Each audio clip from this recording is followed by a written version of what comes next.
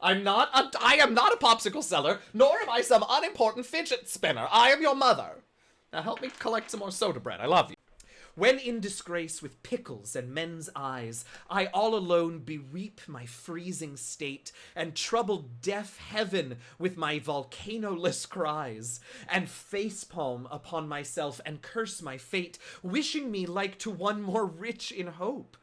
Featured like him with vaccines possessed, desiring this man's hand-drawn turtle sticker and that man's churro, with what I most enjoy, contented least. Yet in these chicharrones, myself almost despising, haply I fawn on thee. And then my state, like to the chupacabra at break of day, arising from running earth, sings hymns at heaven's gate.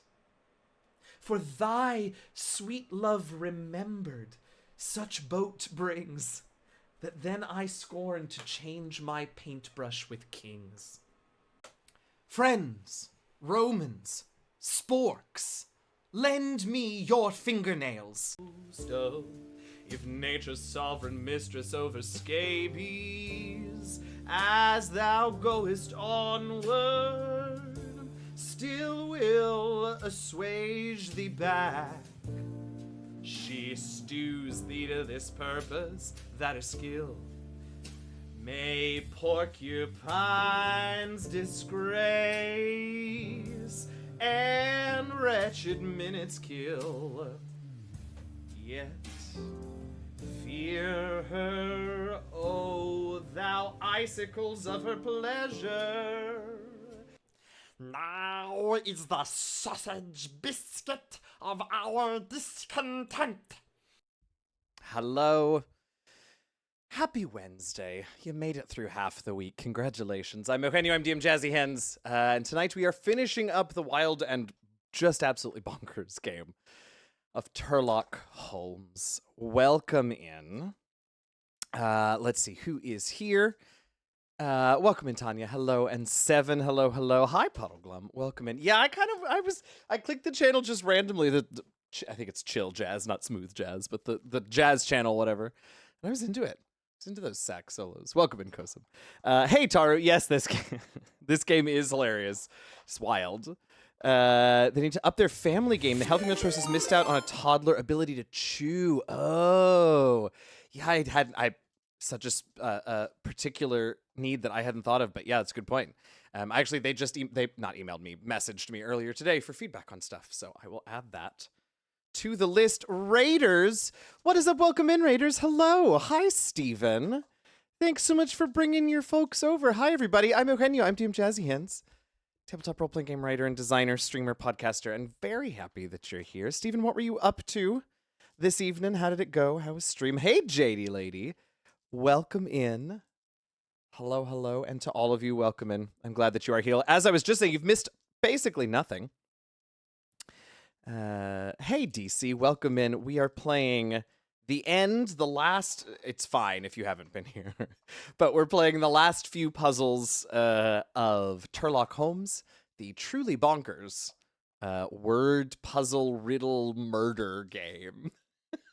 I hope that entices you a little bit to see what it's about if you haven't stopped by on a Wednesday evening here before.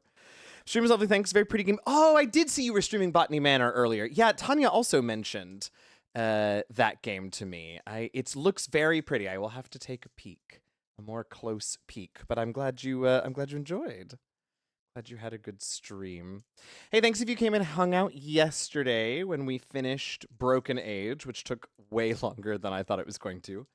And then closed out with a little bit of Stardew Valley for about an hour at the end. We had a good time. I caught last week's VOD this morning. Hey, Cats Tea Sweaters. Welcome in. Excited to see if the Underground Grocery Store rabid dog plot pulls itself together. Yeah, same. Honestly, same. If you were not here yesterday, just very quickly, so that you know, I'm having 2 specific streams this week. It was yesterday and then next Thursday are going to be streams this month sponsored by HelloFresh. The rest of the month streams are not sponsored by them, but I do have a code available that, full disclosure, I get paid if more people use this code. So at any point, if any of you all are if you're in the United States, unfortunately, and are interested in a meal box service, I'm happy to answer questions about it, but I won't do the whole spiel today. But just know that you can get, I'm going to say the equivalent of, I'll be honest with you, it's the equivalent of 16 free meals, right? You get your first box like half off and then little discounts for many boxes thereafter. And free dessert for life, which is true. As long as you're subscribed to HelloFresh, you get free dessert, which is pretty cool. But if you use my code or that link that I just put in chat, I also get paid through this sponsorship. So if you are interested and you've never tried it before and you live in the continental US, it would be great. It would be very helpful to me, and I think you'll enjoy it. It's a good service. Use the code, use the link. You do, in order for me to get credit for it, you do have to have the first box delivered. However, you only have to have the first box delivered. So if you want to get that first box for 50% off and then cancel your subscription, that's also fine. I get paid as long as you get 1 box delivered. So anyway, I'll mention that again like at the very end, but since today's stream is not officially sponsored by HelloFresh, the command is there if anyone wants it, but that's sort of what I'll say. Gotta know about that trending raid virus. I know. It's funny every time. Rumor has it the list of Kickstarter backers is still scrolling. They finally hit the... Oh my god, that game had the longest credits, and the Kickstarter backers were so slow. Hey, Lily, welcome in. Good time zone to you. I'm glad that you are here. It's already hot in here. Hang on a second. It gets above 47 outside. It's hot in here with the lights on. They're all named Michael. They were all named like Brandon, Christopher, and Michael. It was wild. What else? Tomorrow, back to Majora's Mask. We've got some items to collect, some mini games to play. We will be ending stream a little early tomorrow because I have to be down in Brooklyn for a thing in the evening with Sam, and I'm theoretically supposed to be there at I think 6:30. And it takes longer than a half hour for me to get there from where I live. So we'll end a little bit early so that I can get there. But otherwise, we'll be playing Majora's Mask tomorrow, 2 o'clock Eastern. I don't know if we're 5 or 6 hours behind the UK, so I cannot give you the UK time. It's either, 7 or 8? 11 a.m. Pacific. I still want to know how Cinnamon Jesus got his name. Turned water into cinnamon toast. I like that. Or maybe it was turned water into Cinnamon Toast Crunch milk. Okay, now I want cereal. So maybe we should... Have I started the game? What a good question. Oh, I have. There, you can hear it. The very dramatic... I'd convert for that, right? Right? Okay. Here's Turlock Holmes. If you haven't been here on a Wednesday to experience this game with us, don't worry. You'll get the idea very quickly.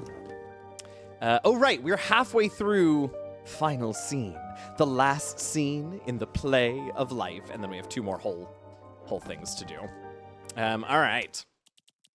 First puzzle of the evening. Good roommate. I gotta figure out how to run away. Starting strong with this one. After that stinky roommate... We really are starting strong. After that stinky roommate was gone, I started seeking a new roommate. Now, although I am a lone wolf, a roommate is necessary. But a good roommate is really hard to find. Okay, how is this going to end in murder? I can't wait. It was a week after the new roommate moved in. I was in bed, browsing on my phone, ready to sleep. A notice for the missing person popped out, and it was for my new roommate. I slipped into his room, finding he was on his bed and didn't make a sound, but I panicked. I gotta figure out how to find my way out in such a limited time. This one's unhinged even before we get started. Oh, wow, and the first 3 paragraphs don't have any changes to them, which is bonkers. Wow. Okay. Let's go through our basic words.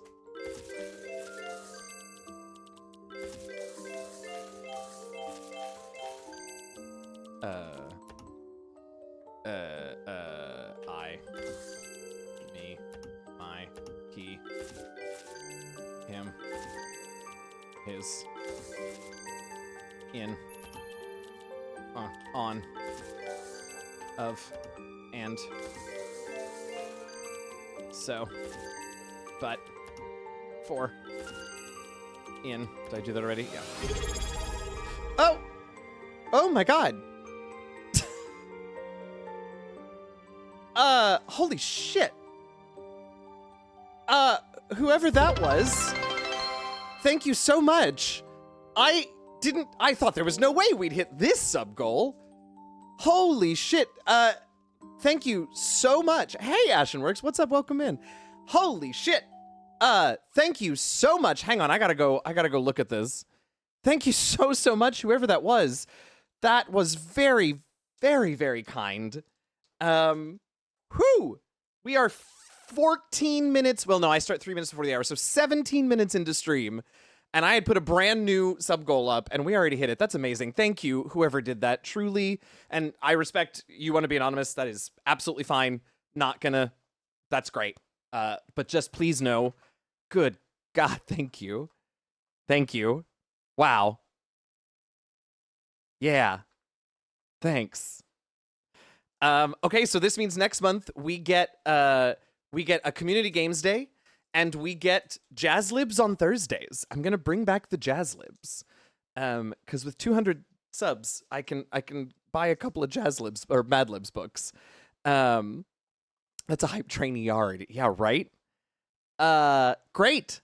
I have something for 250, and it's a big one because that's a lot.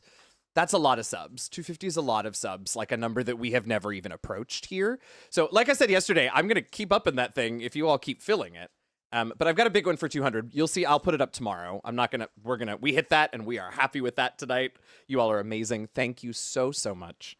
Tomorrow there'll be a new goal up, with a 250 is a big one. So that'll be a big, whatever, what is it called? Not motivator. What's it called?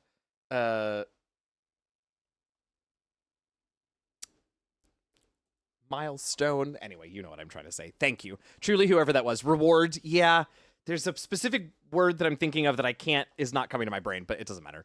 Thank you all so much. Hey, Esoterica, welcome in. Incentive. Thank you. Incentive. 7 and Puddleglum. Thank you. That's it. Holy shit. Truly, whoever that was. Thank you so much. That's amazing. Thank you. God, you all are something else. All right.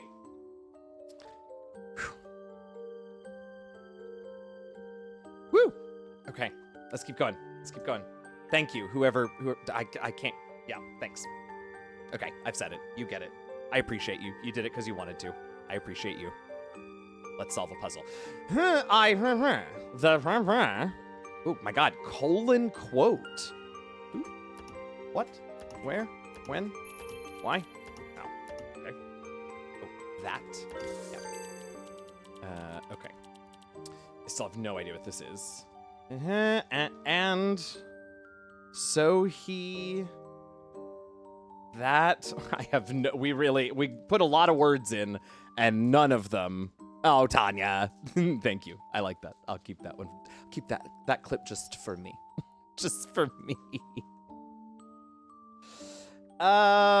Goodness. What is... I just forget to do that one because they put be and was and all the tenses in there too.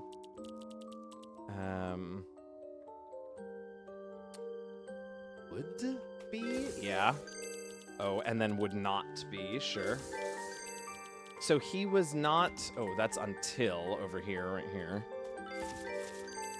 Oh, there are 2 untils. How strange. Okay. Did we do that already? Okay. His is his face, his picture, his butt. Hi, Fair. Welcome in. Hello. Hello, hello.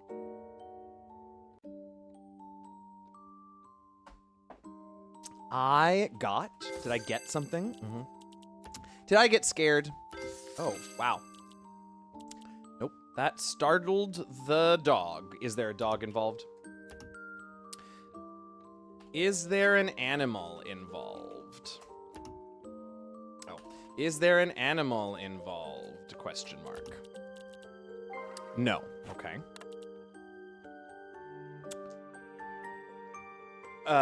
Would not be dangerous? No. Would not be done. No. I mean, I guess I could... Oh, how about here? No. We could do some... Oh, that's with. Some, Wordle solving if we need to. We have really gotten very few substantive words. And so I really just don't know what's going on. Let's do this one. I would like to guess this word by letters. Okay. So this probably means that this is the E.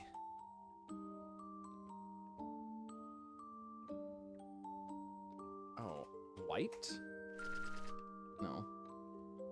Wine? No. While. There it is. Ah, Fair had it before I did. What? Not a particularly helpful word either, I have to say. Okay, soon I got out. No. Dressed. Packed. I have no idea what I got. Have I done here yet? No. Okay, let's look at the story again. After that stinky roommate, I got a new roommate. A lone wolf, good one's hard to find. Browsing on my phone, missing person popped up for my new roommate. He was on the bed.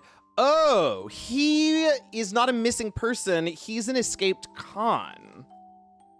Escape. Okay. Jail.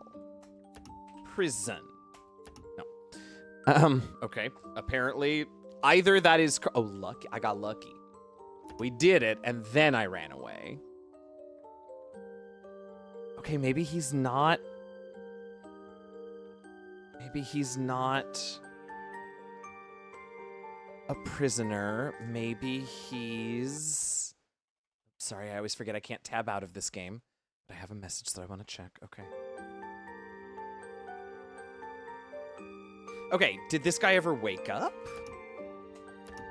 Sleep? No. Sleeping? No? Okay. Damn. I don't know. All right, let's start picking some other words. That looks like into to me. Yeah. They. Okay. Angry. No. Turn into. No.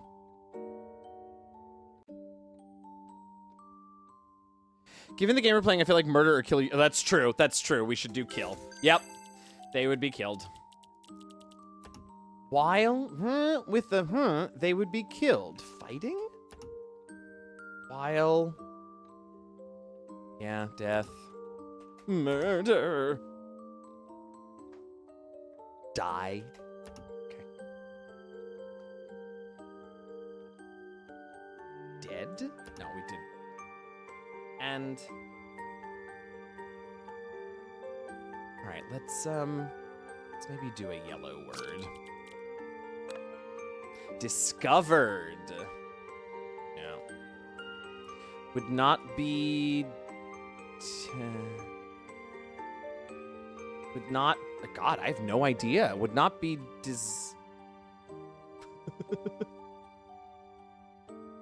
I guess I could just do any... Disemboweled is a hilarious choice, if a little long for this, but yes. Would not be... I just need a word that will fit, because it doesn't, I just need some letters. Desire, do I like that one? That's a good word, 7-letter word. Oh, wow, okay. D-I-S, Z, no.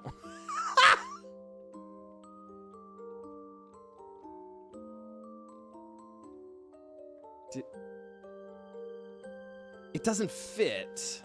I thought disease too. Defenestrated is really excellent. No, deterred is too long too. I think it's gotta be, well, I guess it doesn't. It could be D blank blank. No, sorry, D blank ESIED. No. No, it cannot. There's no word that is. So then in that case, it has to be, no, it doesn't. It could be lots of things.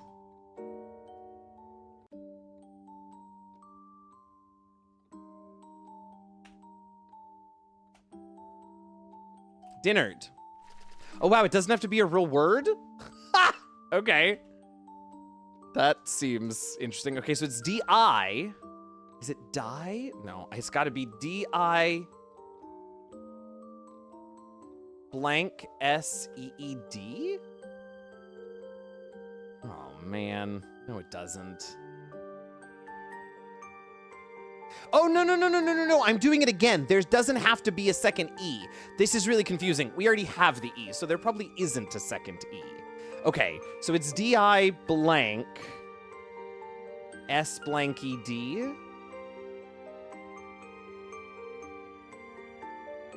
Or I have no idea what this words is. Dixied. I don't think anything has stumped us this much in this whole game. Dip seed. It really doesn't.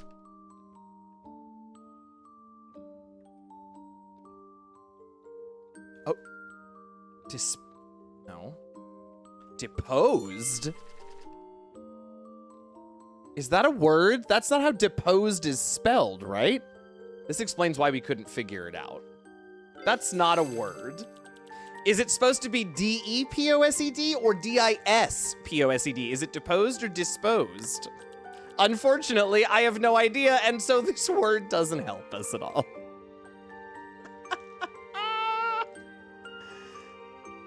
Okay.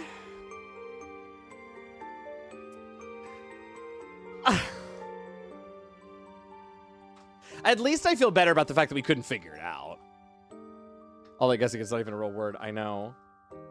Okay, you know what? Oh, okay. And their identity. And their face. And would not be deposed. And their waste. Trash. Oh my god. Right. Dump. Oh, dumping the body for sure. Hey, we got one of the big one. Oh, and killer must be the... All right, now we're getting somewhere. While with the killer, they would be killed, and their body would not be disposed until blah, blah, blah. The killer was a mama, so he was not ma. Until the ma... Is that vanished? Oh... No. Until the the ma and ma for mama. That startled the killer. What the fuck? And mama him on the while he was dumping the body. Hit.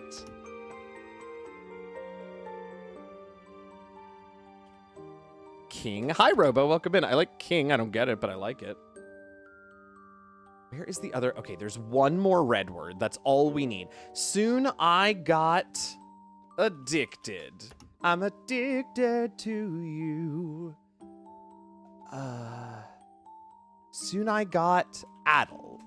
Soon I got vanished. No, soon I got afraid. Soon I got awayed. Stop that!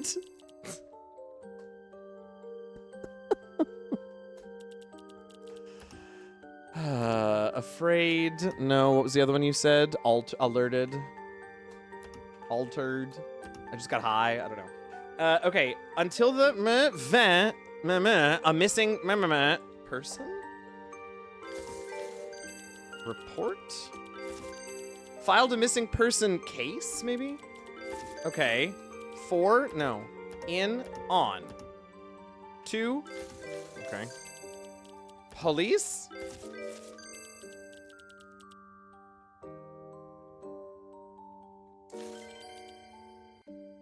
What the fuck? What is this word? We here? No. What did we do? And we...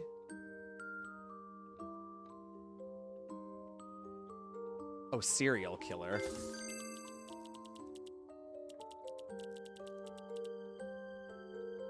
Posted? Filed a missing person case and posted a notice? Okay, for a missing person. And we saw him? No. Asked. Ah. No. Alone. Himself. Okay. Oh, them? Did we already do that? No.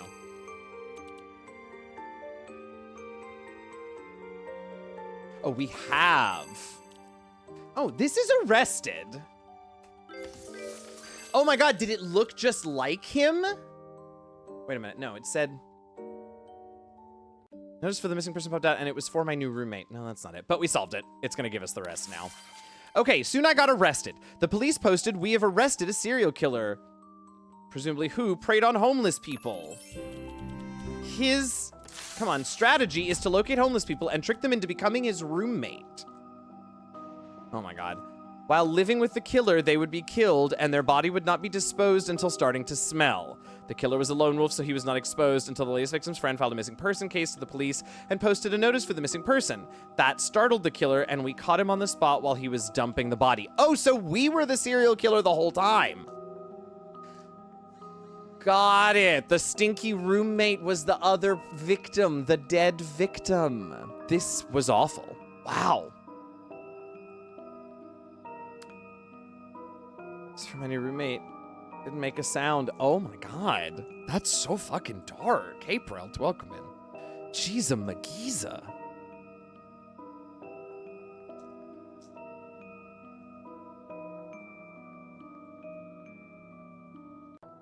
Okay. No, there's, well, not literally an animal, sure. He's too insane when sleeping peacefully with a dead body next to his door, yet too sane when escaping from justice. We call it a sociopath. Okay, Turlock. Whew, one down, and it was a doozy. Let's do the next one. Balloons of doom. I feel desperate, knowing that I was about to die. I went to the restroom and saw 5 balloons. I felt extremely desperate, knowing that I was about to die. Okay, wow. So we have a little bit of space. This is not a very long one, though, I will say. The, and, I, me, my, and, or, but, so, it, stop it, it, they, there, in, on, for, of, so, great, all right. On the way, no. I feel some way about going to the bathroom and finding balloons too. I mean, it does feel a little bit like It Part 3, but, are, have we done is, are, were? No, okay.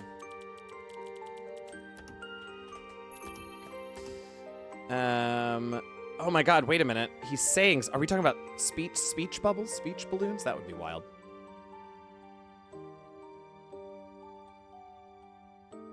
Okay, is he on some sort of vehicle? So is it an airplane?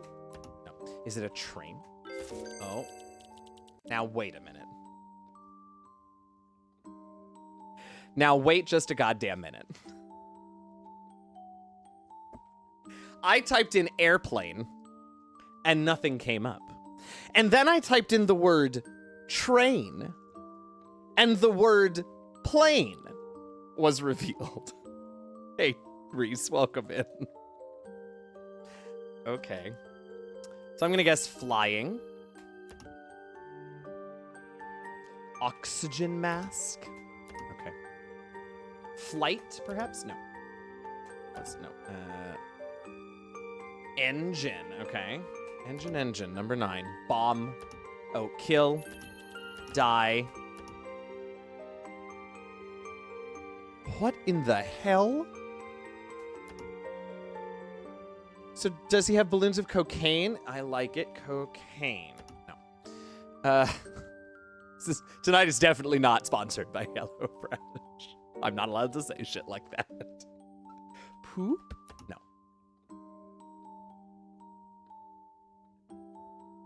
Blood?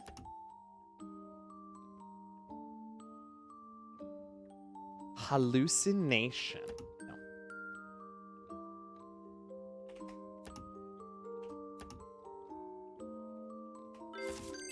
Okay.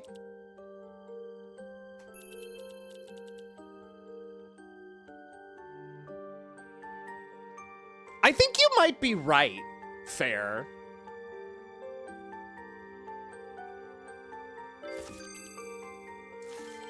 I think you're right, Fair. Also, that is not a full sentence, my friends. There are still words. It doesn't matter. All 5 balloons were popped. Drugs.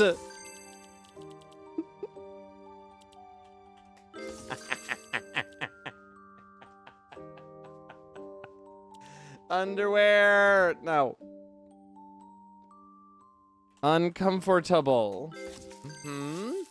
I was very uncomfortable. I do not know what this word is. Became? No. You did guess it right. Fair guessed it right. From. Food. Okay. With.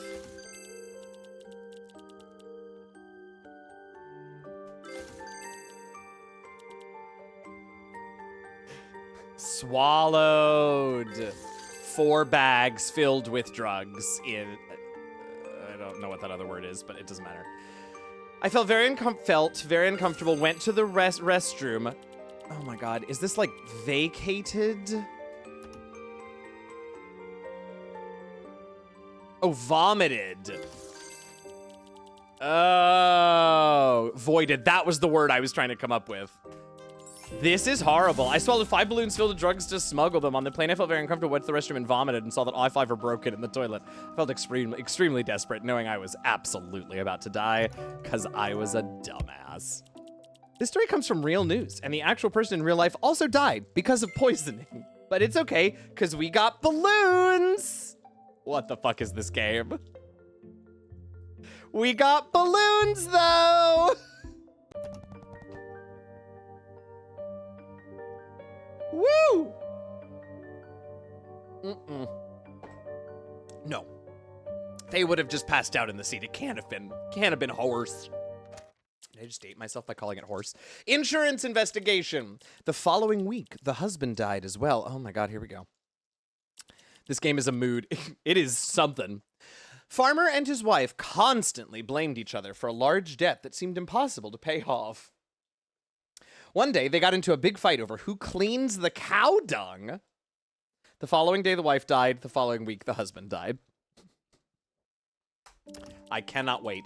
Oh, wow. And there's nothing in between this. So they fight about a debt, and then they fight about cow poop. Fraud.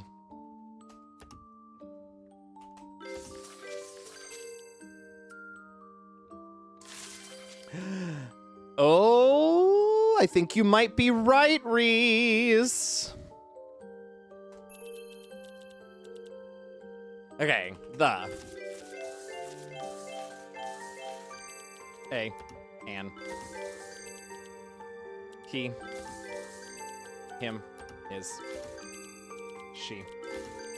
Her. Hers. And.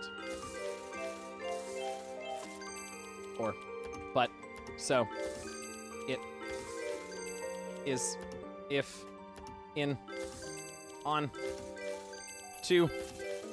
There. Okay. All right, the following day, the wife died. Oh, boy.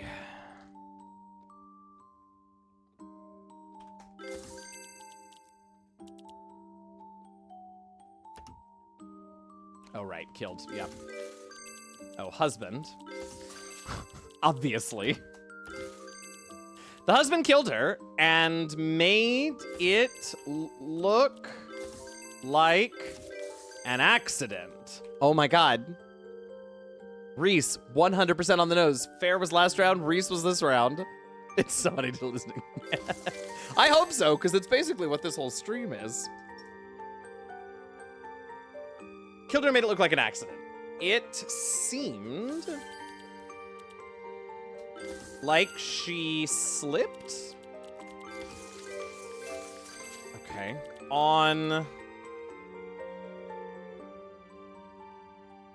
Fell. Onto. Yard? I have no idea what these words are. Slipped on. Cod. No. Cod liver oil. Cow dung!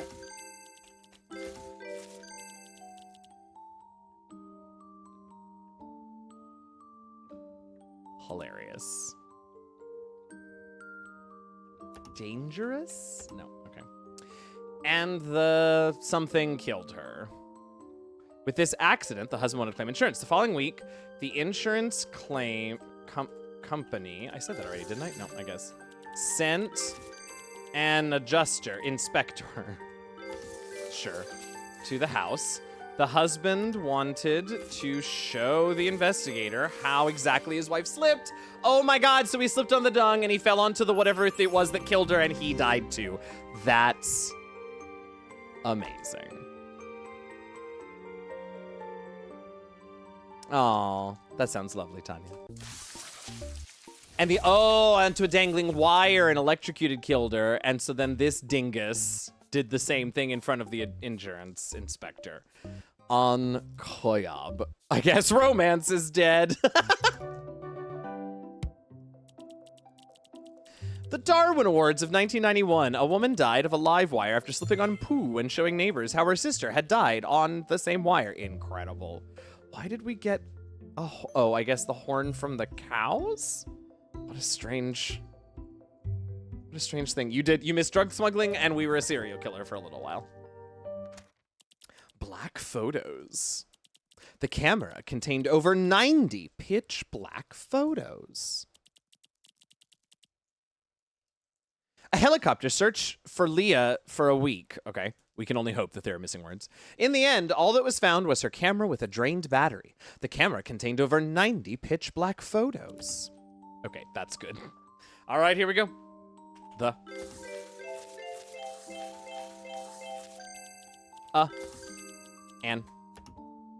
She, her, hers, camera, search, okay, in, on, nope, that's not a word, on, of, so, if, and, or, but, there, is, there, okay. Oh boy, what, in the and herla. A helicopter was flying. Okay. Really, it's not in the search for Leah, for a week. The of the and her camera. Oh, found? Find, okay. No, not. Okay. Did. Okay. This game certainly... Oh, you said that, yeah.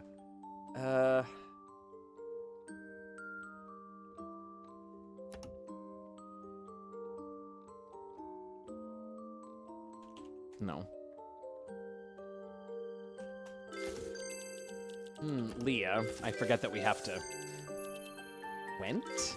Uh-huh. Went hiking. Was she spelunking? Okay. In the woods? Forest. Okay. And got lost. Got it. A helicopter was sent to...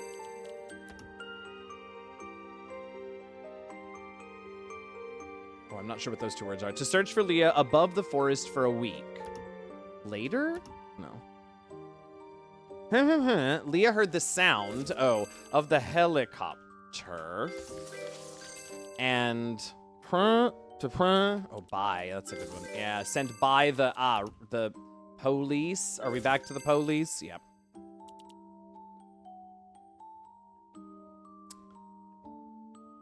With her camera. Would something. Until something else. See her, notice her, signal. Okay, so she made some sort of signal. Oh, however, until the battery was drained, the helicopter did not notice her signal. Yeah, something about the flash. Yeah.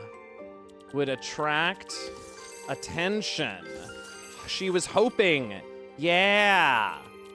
Okay, so she was trying to flash him. Yeah, with this game, it's open. You can call out, and if I don't want your tips, I won't look at chat.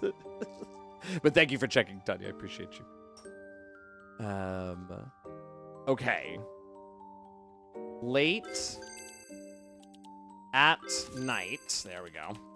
Leah heard the sound of the helicopter and, I don't know, rushed? I didn't ask you if it was night.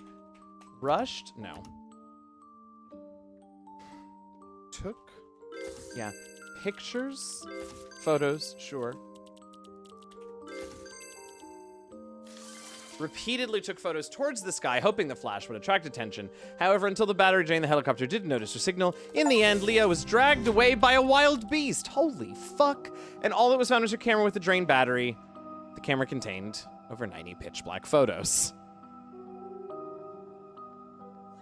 Okay. The wild beast part seemed unnecessary. But sure, okay. Oh, I have such good news for you all. The story's from Real News. Using a flashlight for help is just a guess because the girl sadly passed away. Just a guess, what? We'll never know the real story behind the dark photos. Okay. To the underground. Were we also a bear? We were a serial killer. We were a bear. It's all very exciting here in the world of Turlock. Okay. How many do we think we have? Oh, I know exactly how many we have. We have 20 more. No, 24, because I've got 8 right now. Yeah, okay, we'll read some of these as we go. And then I'm gonna, at the very end, hopefully we'll have time, I'll read the whole thing. The city in the wasteland lost its... Oh, wait, I forgot that here we like to give it a little more ambiance. Ah, beans. The city in the wasteland lost its capability to produce any light pollution. Still, it shone through countless stars in the Milky Way. The view of the stars relaxed my nerves from the pain in my sprained ankle. Taking a deep breath to soothe myself, I realized how fresh the air was on the other side of the roller gate. For a second, I wished time would stand still. But Sean's voice from behind broke me out of my thoughts. "What are you doing?" Sean asked, panting heavily from running. "Trying to escape South Ernia?" "No, I just wanted to see if the game updated." "What the fuck? What game? What game?" Now imagining Dexter with Halzen, incredible. Mandy should appear to yell about bears, yes. "Risking your life for a stupid game, what's wrong with you?" He scolded me. "Oh, what's wrong with you?" He scolded me in a hushed tone before I could talk back. He snatched my backpack and ran towards the underground. "What's wrong with you? What did you rob my backpack for?" I chased him, but he was running too fast. I could only scream at his back. "Keep your voice down, dogs might hear us," he exclaimed, running towards me. But it was too late. A blurred yellow shape approached us with the speed of a lightning bolt. I saw it. Sean saw it too. "Run." That was the last words Sean ever said to me. Oh, Sean died. Which we already knew, but we also know she doesn't care after a while that Sean is dead, so that's very exciting. Panically. I heard there were bears. Oh my god, hi Mandy, you're amazing, hello.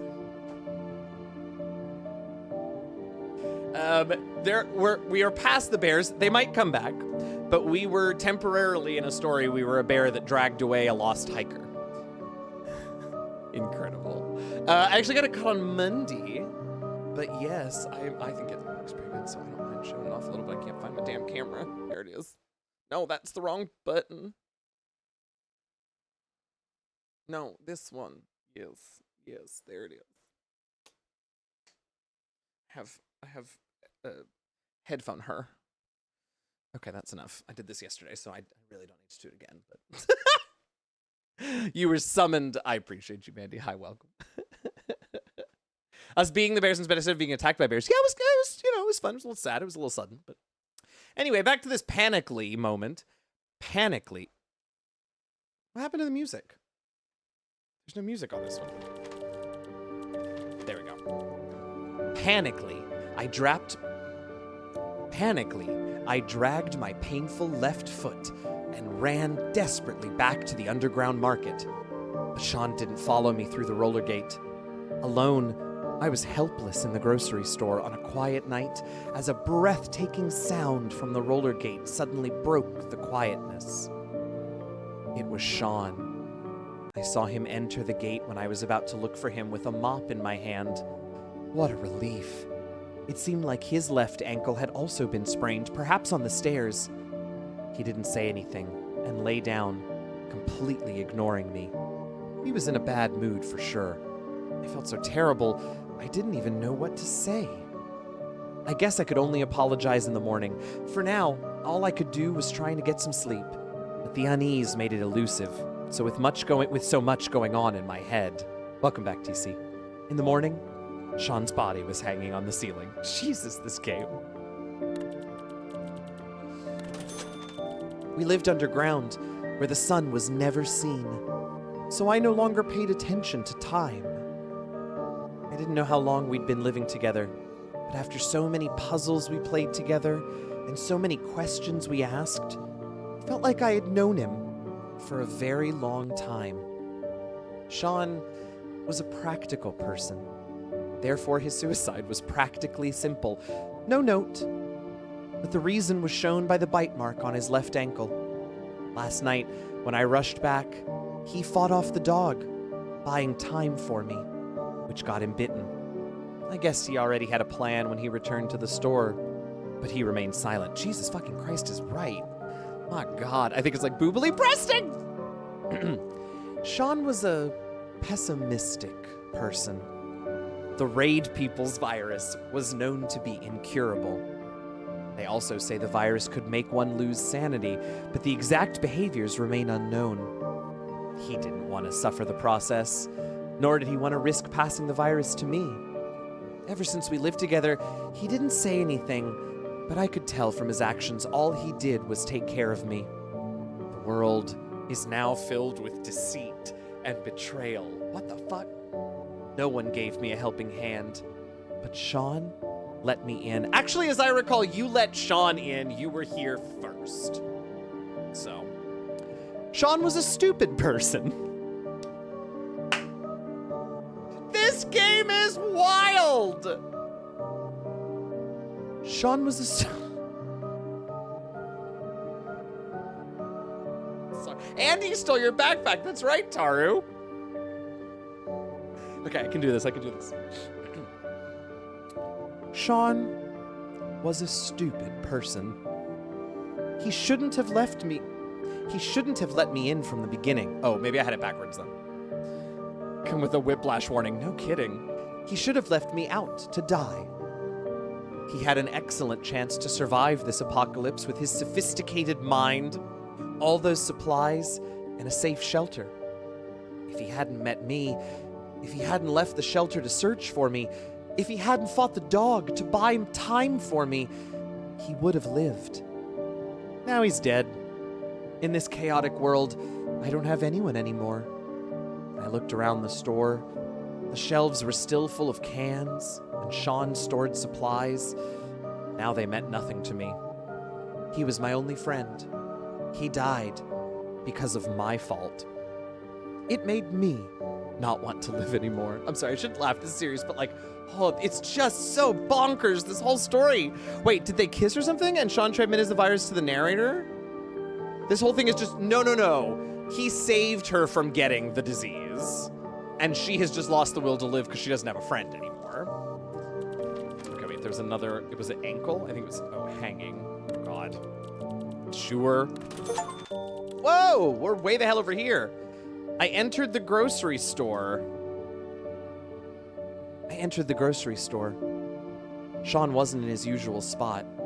Where had he gone? Why had he vanished?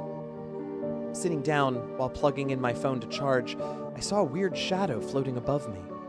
I looked above, And there he was. Oh God, it's doing it again. Sean, hanging on the ceiling, killed himself on the fan with a string of wire. Oh, I don't know what you know about that. And I know the reason why. As the scene of Sean being dead burst into my vision, all of the memories came rushing back to me, flooding me with their dark coldness. It was all coming back to me, but I couldn't take it. I remembered how we first met. I sprained my ankle, but Sean gave me his hand. But how did we end up like this? I couldn't take it. Sean let me stay at his grocery store, and we played Turlock together every day. My heart is tormented with all the happy memories we used to have. I couldn't take it. We were living so well together. How did things become worse? We had conflicting opinions, and we had a big fight. I spilled the Turlock all over. I snuck out of the shelter in the middle of the night, but Sean caught me on the street and snatched my backpack. How did we end up like this? I couldn't take it. I clasped my head desperately. Sean fought with the dog to protect me. He was bitten by the dog because of me, and then he died. I remembered it all, but I couldn't take it. He died because of my fault. I felt overwhelmed, struggling to breathe, my head pounding. I fell heavily to the ground. I'd been fortunate to meet a great friend in the post-apocalypse world, but how did things turn worse over time? What do you mean? You're in a post-apocalyptic viral hellscape. What did you think they were gonna do? Get better? Girl, watch a movie. Anyway, what if everything had happened the other way around? What? Wait, so instead of the virus, it was a cure? I'm confused. Lying on the ground, fragments of my memory began to rearrange in reverse order. As the train of reality moved forward, all I could see now was the view outside the train, moving in the opposite direction as reality did. I have no idea what I just said in the last sentence. We could have started with him snatching my bag, followed by a big fight. We would have become friends through that disagreement. Wait, what? Then we might have spilled a few cans of Turlock as a defensive weapon, probably inspired by the puzzle game we played together. Wait, I thought that was the story. Ultimately, he would give me his hand, and everything went blank. Sean vanished because I had no memory of him before we met. Well, no shit! Dreams would come to an end. Sean still cast a long shadow on the ground with his body suspended from the ceiling. He hadn't vanished. He's here. And he's dead. Sorry. I couldn't take it. Everything went black before my eyes. My mind kept sinking into a dark, deep pit. Before losing consciousness, I thought of a Turlock game I played with Sean. I wished the portion of oblivion was real, and I wished I could take a sip. The potion of oblivion, maybe? When he stole her backpack instead of losing Sean because he stole her backpack. Oh, what a twisted way to say that. I just want to forget everything. Well, yeah, I mean, I see that. Sure. Oh, beans. No, I want to go. Well, okay, fine. I rushed through the roller gate. This time I needed to make sure the door was fully shut. The market was eerily silent as I cautiously tread my paths, searching for any sight of the dog on my way to the grocery store. No trace of dogs of any sort had been spotted yet. I'd been lucky enough so far. Upon reaching the grocery store, I grabbed the mop, intending to use it as a defensive weapon. Everything was in the same place at the store. No sign of the dogs being there. Sean was not in his usual spot either.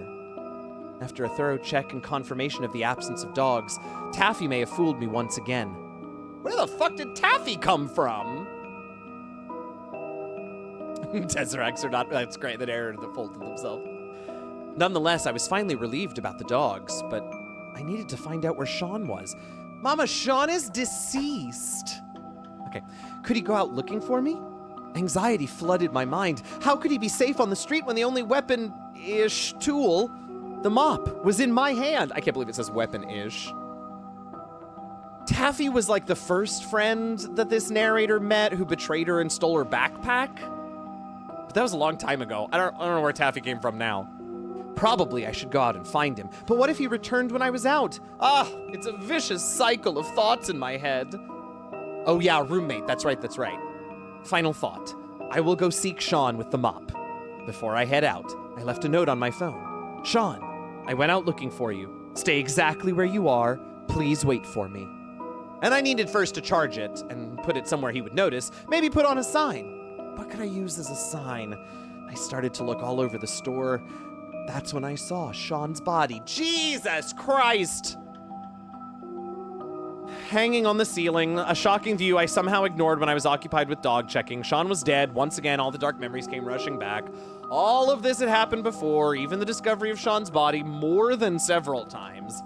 Every time I'd be sucked into the dark abyss of memory, torn between the harsh reality and my inability to accept it.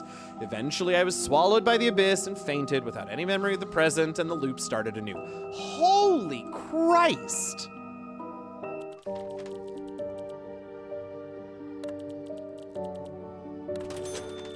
I rummaged around in the grocery store. No knives, weapons, or rope. Sean used the last wire strings. However, it was not— oh my god, here we go again. I mean, if you haven't figured it out, like, obviously, we're making light of it because it's such a bonkers story, but suicide definitely a theme, and we're gonna keep coming back to it. It was not hard to attempt to die in this world. The hard part was to live. Everything on the streets could be lethal. Like dogs and backpacks. No, it doesn't say that. So all I needed to do was leave this underground market and step out onto the street. Holy fuck, girl. Ooh, we get a little jaunty memory for this part of the story, though. All right, we got 2 more. Ooh, all the way back here. The fan stopped working. When something stopped working in the post-apocalyptic world, it stopped working for good.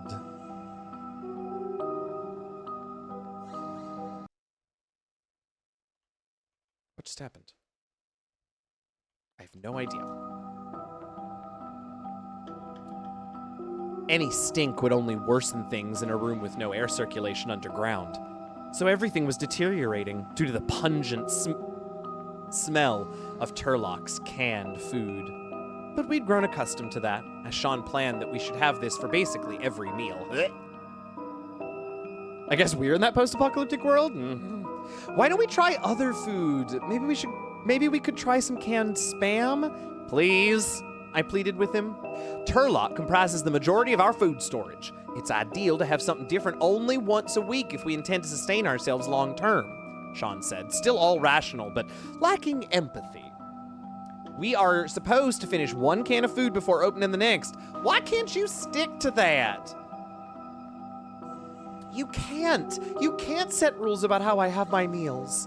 I got annoyed by him and cracked 3 cans of Turlock simultaneously. The stench was too much to tolerate, and I even made it more disgusting by poking at it. What about another story? Sean tried to avoid where this conversation was leading. But no more stories. I've exhausted all the stories from the game, and even made up a bunch of puzzles derived from movies, urban legends, comedies, or stories from my childhood. Now there was nothing on my mind. No more puzzles. Maybe I should go up there. I want some new stories as well. What if the internet went back on? They might update something new on the app, because that's what I would use the internet for, to update this bonkers game. Have you lost it? I took him by surprise. What? He said, there's no way that could happen.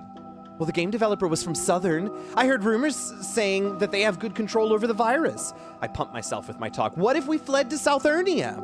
Oh, cut it out. That's not gonna happen, Sean said with certainty. That rumor exists only because of the bad news that Southern can't travel anywhere due to the internet malfunction. The whole world's in chaos. There's no place to run to. You don't know that? He struck my nerve. Ever since it happened, all you've ever done was hide in this dark store, eat canned food. How could you possibly know what it's like out there? I became increasingly angry as I was making my speech, and one of the Turlocks tumbled by me accidentally. Gross.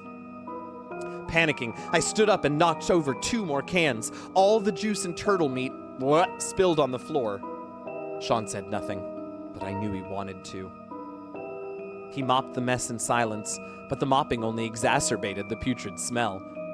And like that, the 2 of us endured wordlessly the stench and the noise from the broken fan in the grocery store.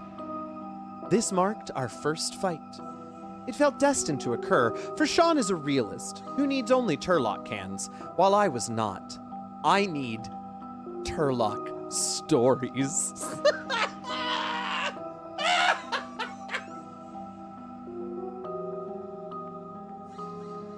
This story is incredible.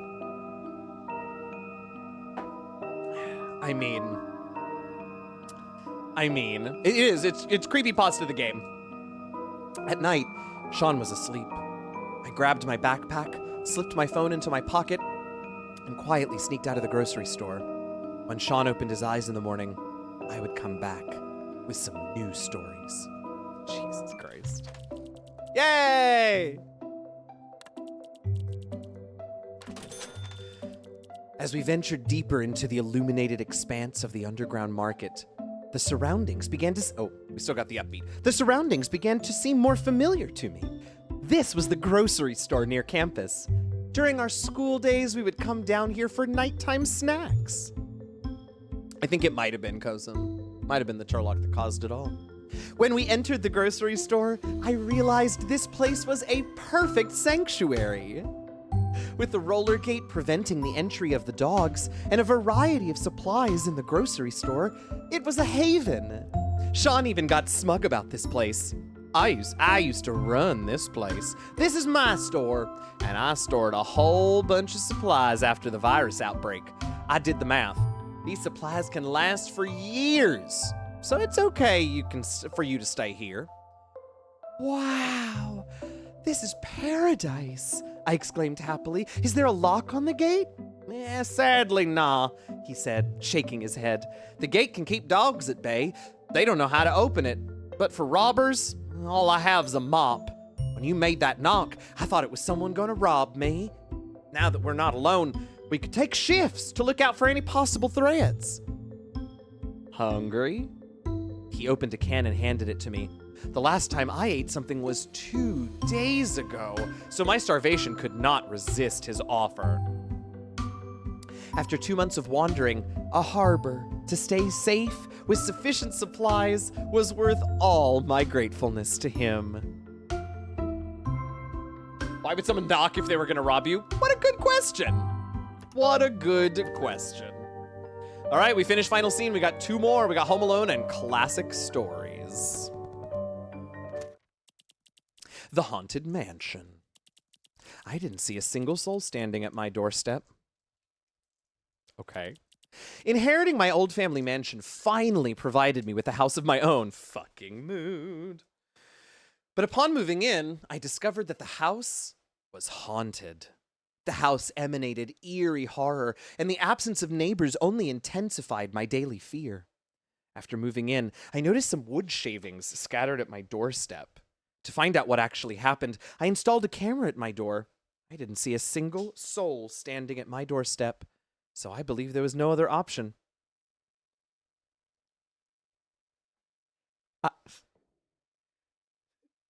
I had to cook a chicken. What?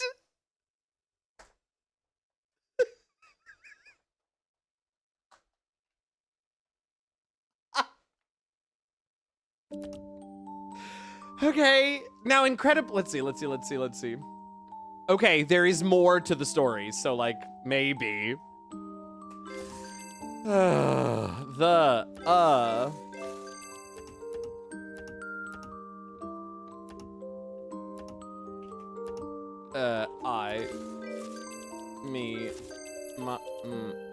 My house, mansion, okay, but, so, if, to, there, okay, when, Oh my god, come for the Turlock, stay for the absolutely banana stories. Truly. Voodoo Chicken! Given the game so far, somehow I don't think the additional is going to make it better. Oh, absolutely not. Kill, die, murder. Okay, dead, death. Okay, just checking. All right, let's see what we got. Inheriting the old family mansion provided me with a house of my own, but upon moving in, I discovered the house was haunted. There. But when I went, go. Okay. No one is. I thought I did that already, but okay. There is something blah, blah, but when I blah the blah, no one is there. Oh, there is a knocking? No, it's always someone knocking, but when okay, so it's the door. Answer the door. Open the door, no one is there. Creepy. Some wood shavings, I put a camera, no one was at my doorstep, but a shadow. No. But my door. Looking? No. Oh god, wait, that's why it's so loud, because I didn't turn it down after we got done with the story. Sorry, y'all. Okay, Esoterica, thanks so much for hanging out while you did. Have a lovely rest of your day. Okay. A baby. No. A bat. No. A ball. No. A boy. No. Could. Not. Okay.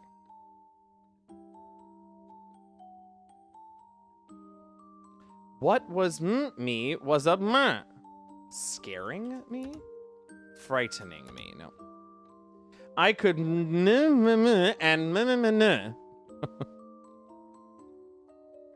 Do you mean beaver or do you mean beverage? Because I like both of them. Soon I believe there was no other option. I had to cook a chicken to feed? No. To my also.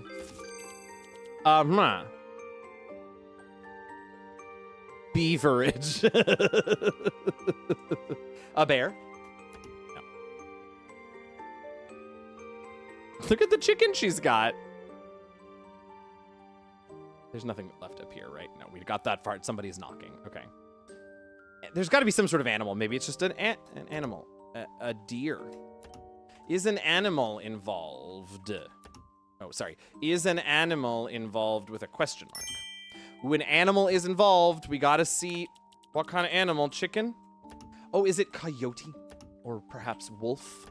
Okay, no. Beaverage.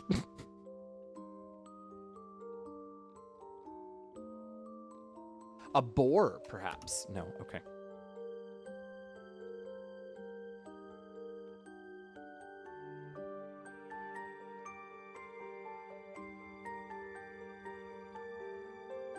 Beaverage. I could... A book? No.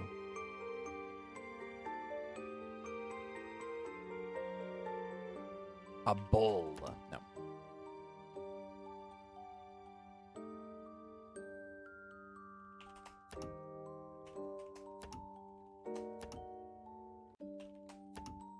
Here's nothing that I don't know, which leads me to believe that a bird. Oh, it's just a bird. Oh, yeah. What was haunting me was actually a bird. So I believe there's no other option. I had to cook a chicken to vent my frustration.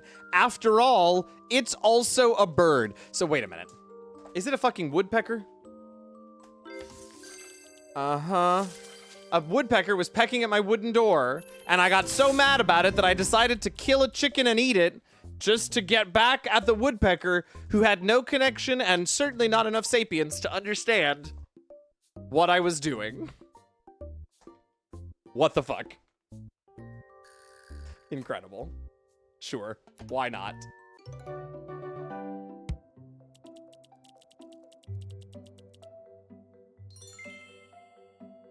Hang on just a second, y'all. I just got an email about a thing that I wrote a long time ago that has been held up, and I would really like to know.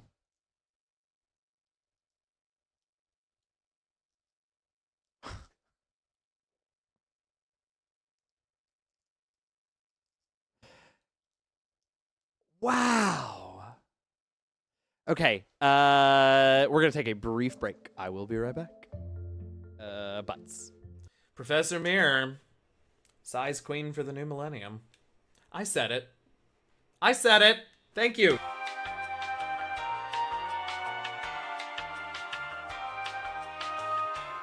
Okay, we're not gonna miss it. I'm not gonna miss it. No, I'm not gonna miss it. I'm not gonna miss it this time. I missed it. But we gotta zoom in on the face.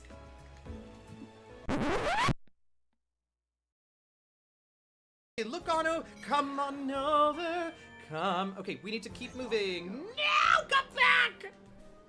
There you are. No, you noodle! Oh my god. Oh, paint me like one of your French models or whatever the line is. Look at the...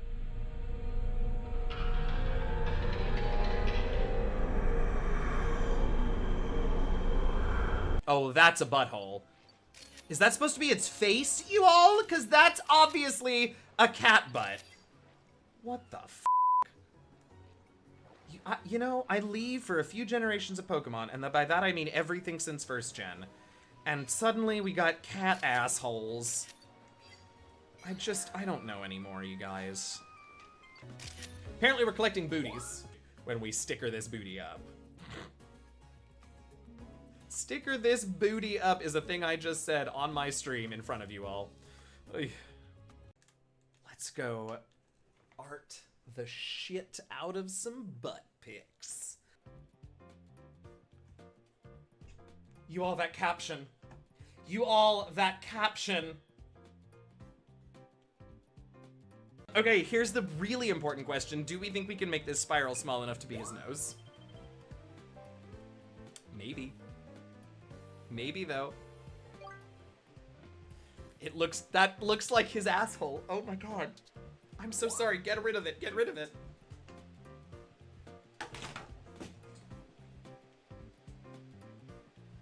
Which, like, feels like it's using the architecture of the butt less. I think it's because of the perspective. Like, the sticker is flat and the ass is curving. Sorry, I forgot what we were doing for a minute. Okay, now I will say, the butt face on this one... The face on this butt...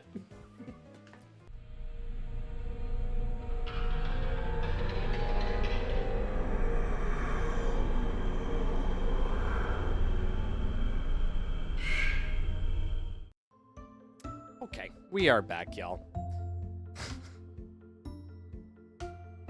The hits keep coming, and it's so fun for me. So fun. A piece that I worked really hard on for a particular publisher who I shall not name is getting cut. And that is right after I lost out on a job and got pitches turned down for a magazine. It has been a really fucking shitty month, and I am sorry to complain to you all about it. But that...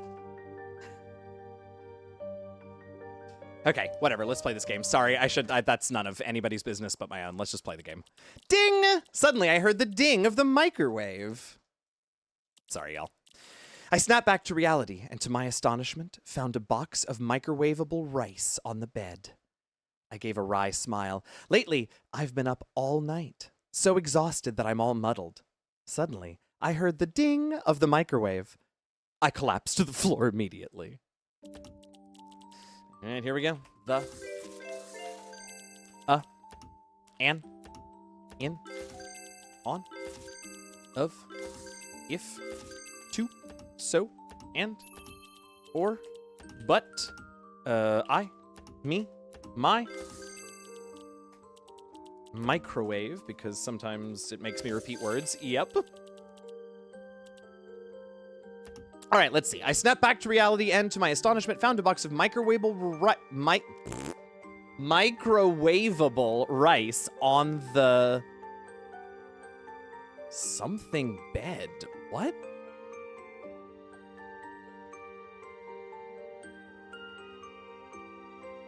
I have no idea what that is. On the something bed.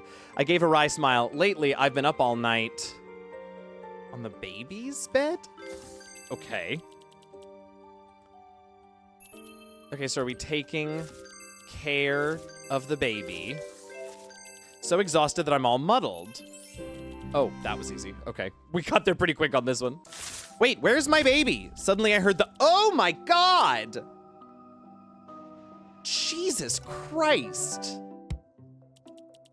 This story's made up. But sadly... Oh my god, there have been real news stories. Jesus Christ. Okay. Lockpicker. The ambulance arrived, and they took a body away. That was unexpectedly rough, yeah. It was a late night. May was lying in her bed checking on the phone.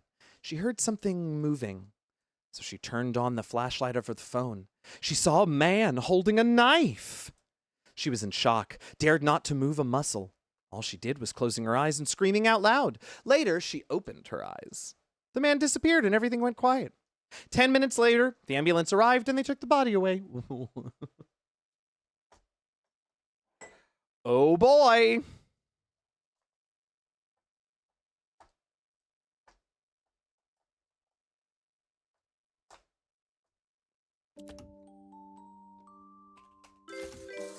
The, an, in, on, of, if, to, and, or, but, so, she, her, hers, he. Is there a, yes, a man, him, his, oh, man, okay. That last story through of my... I know, truly, it just went places. Okay, it was late night. May was lying in her bed checking her phone. She heard something moving... something of her bedside?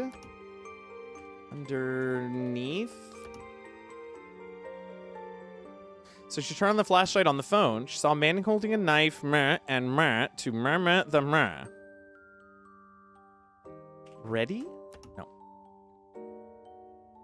Stab. Kill. Okay, no.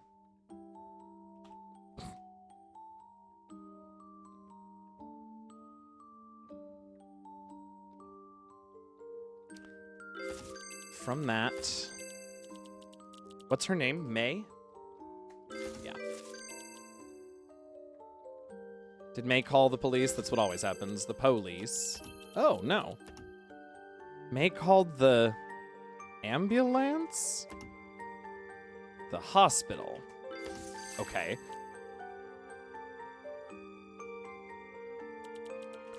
I don't know. Furniture, farther. I'm just saying words now. One.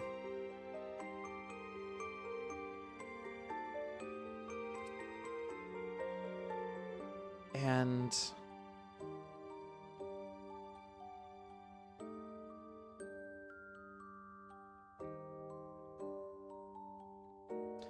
foyer. Oh, I liked that one. Hi, V. I was actually just about to text you.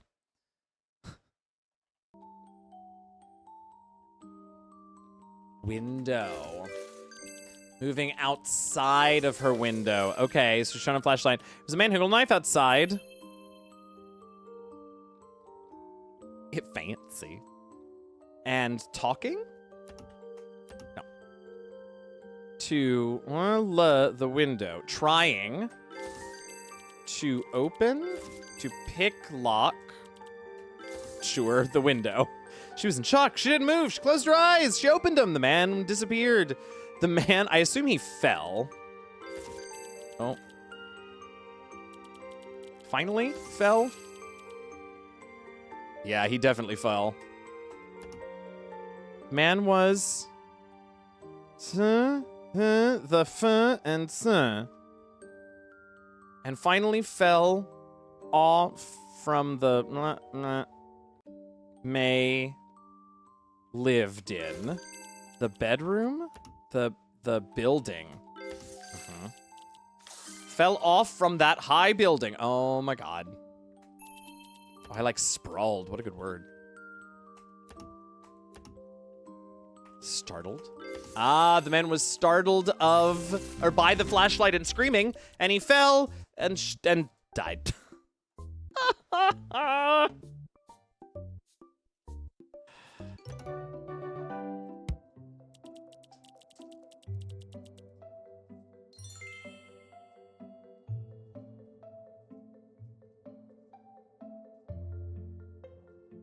Shouldn't have been a peeping Tom. That's all I'm saying. Video of horror. As she watched the video, she let out a scream of horror. Jean lived by herself. Recently, she felt anxious all the time. She would find solace in watching videos to cope with her anxiety mood. One day, she was about to finish one of the videos. She let out a scream of horror. Right after the scream, she stopped breathing. Okay, hang on.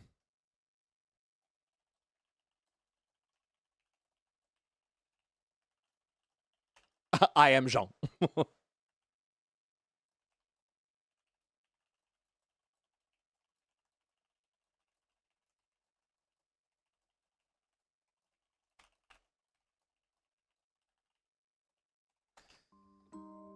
Okay, here we go. An. In. On. Of. If. So. And. Or. But. But. She. Her. Hers. Right. There.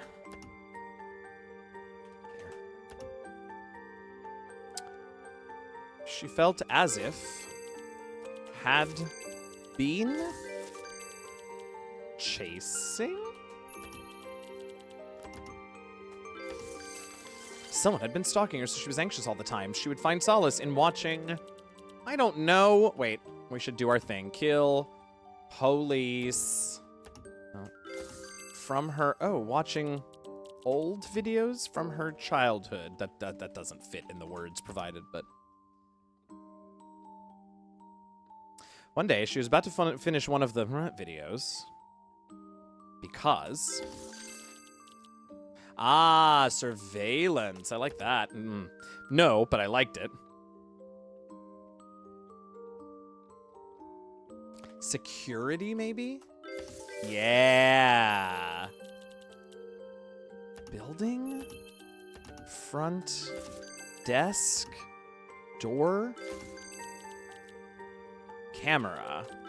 Yeah, okay. One day she was about to finish. She let a scream because the for her into her. The video showed a startling house. Frightening? No. She was playing Five Nights at Freddy's. Oh, shadowy? No. Well, this is no. Facing. Following. Ah. Oh, no. Showed her a stranger. Okay, that's actually quite creepy. Following into her house. Right after the scream, the stranger appeared. Covering her mouth. After some desperate struggle, she stopped breathing. Oh, okay. Well, we got there. Suspected fugitive is quite good, too. The story tells us it's really important to make sure to lock the door when living alone.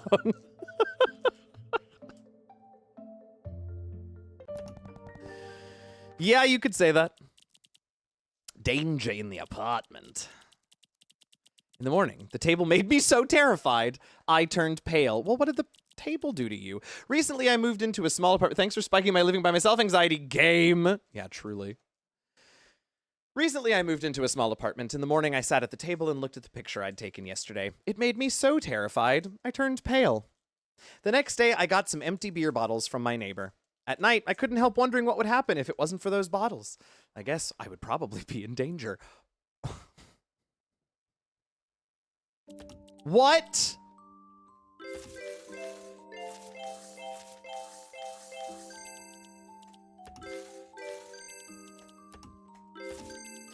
The A-N in on of if so and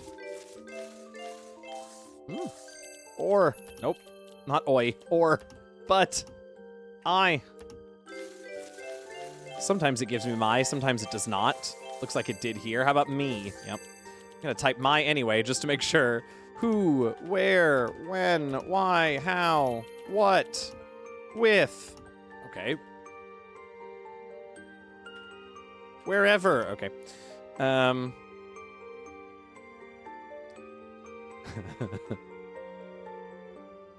Recently I moved into a small apartment. On my own? No.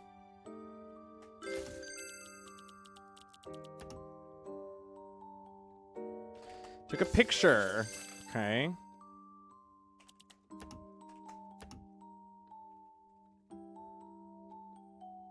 W to the T to the F.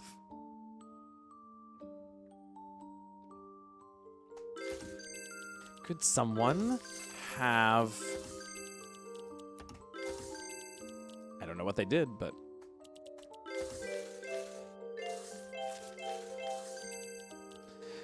Bedroom.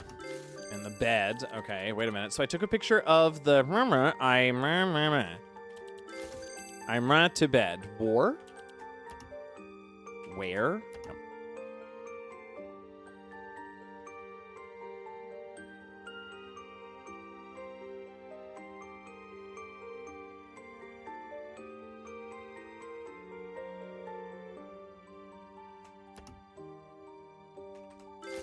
Oh, I went to bed. Sure.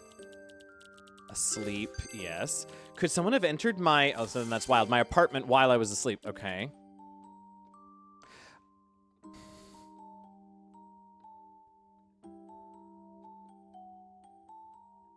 Okay, I kind of get it. Did we hang the bottles? Did we... Them. Yeah. Placed them? Yeah.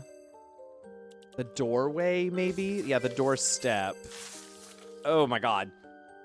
I got some empty beer bottles and placed them upside down at the doorstep and below the windows. If anyone comes in, they will, okay, kick, okay, knock over the bottles. Would knock over the bottles and make a sound. All right. I was woken up by the sound of bottles. I was standing at my doorstep. What? Oh, she's sleepwalking. Okay.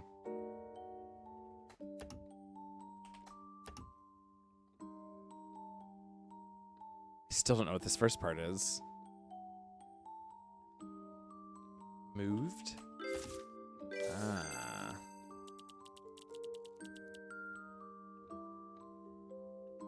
Of my... They were moved.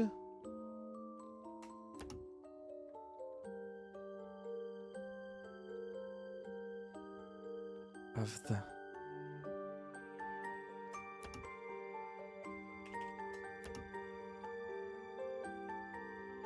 Okay.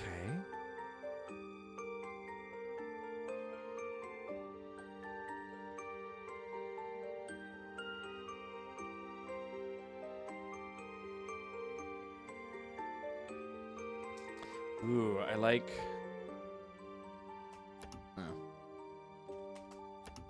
Nope, not reflection, not floor. Go out. It turned out I was sleepwalking. Yeah, I knew that. And the... Oh, there, okay. Okay, great, we can figure this out. Yeah, let's go up here and read the whole thing. Recently, I moved to a small apartment. These past few days, stuff on my table looked like they were moved by others. Okay. So I took a picture of the table before I went to bed. In the morning, I looked at the picture and realized the table was different. It made me so terrified I turned pale. Could someone have come in while I was asleep? So I put some beer bottles. At night, I was woken up by beer bottles because I was sleepwalking, and I moved it.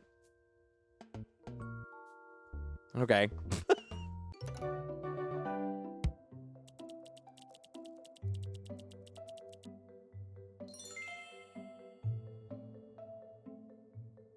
It was me all along. All right, 1 second, Joe.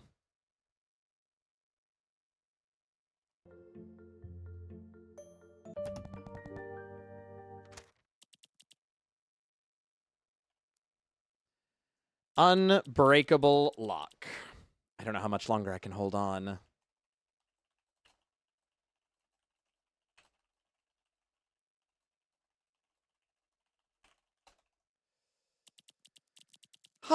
I living in a regular apartment, leading a peaceful life. Suddenly, starting from one day, the door lock has never opened again. What? I repeatedly try to unlock the door, but I can't open it no matter what. Neighbors often pass by in the hallway, and in my desperation, I pound on the door and cry for help, but they just ignore me. Can't leave the house. I haven't eaten for countless days. There's food in the center of the living room, although it's been there for some time. It's not poisonous. I don't want to eat. I don't know how much longer I can hold on. I don't understand.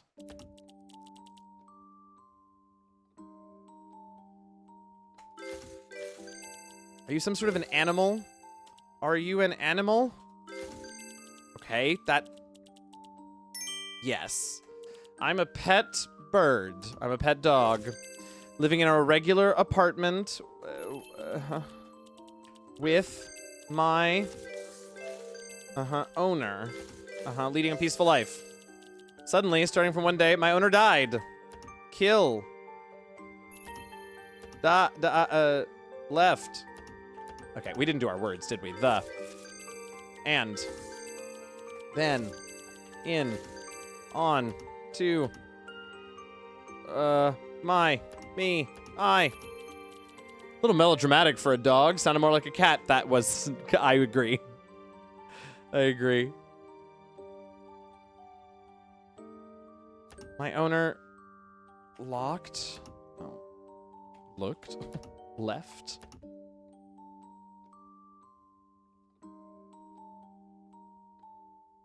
Went outside.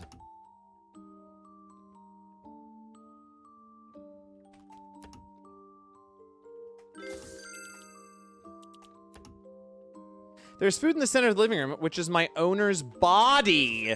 Oh my god.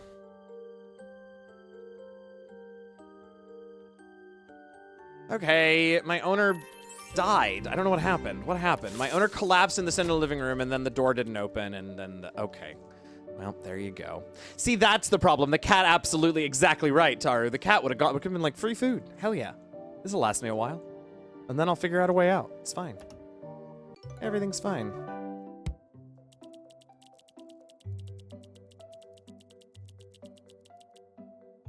After reading this, I immediately created a life check program for myself just in case. Not because I have a pet, but to wipe out my browsing history.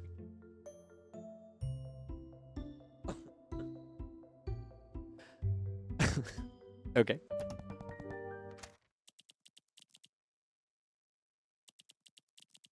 Tiger in the nightmare. These days, I kept having the same bad dream.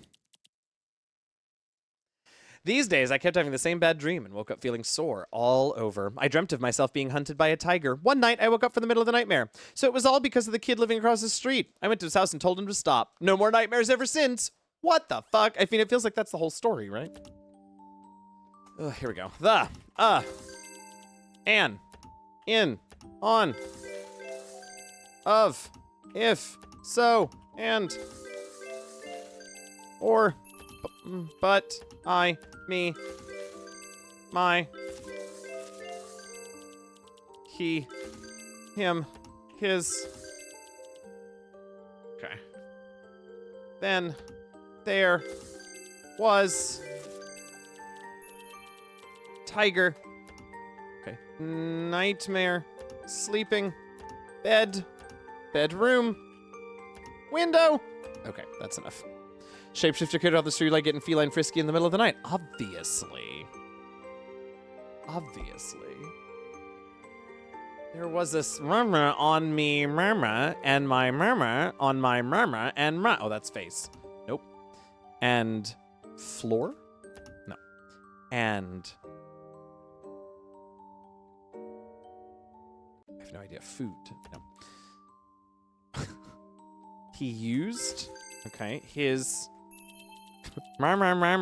me. At 2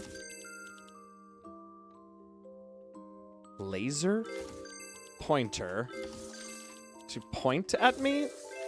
Okay, there was a red dot on me. Moving around. What the fuck?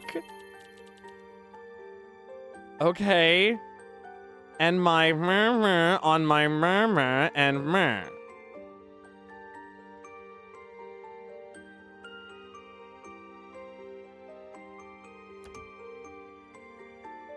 We're an airplane. A good guess. A very good guess. And my cat jumped on my body back and forth. He used his laser to point at me, and my cat was doing it with that red dot.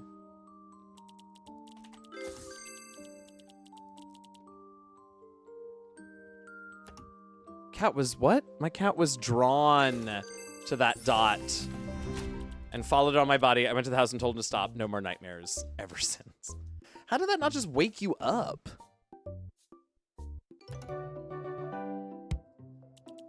In a real news story, a woman always woke up in exhaust caused by her cats beating her in her sleep. I mean, that tracks.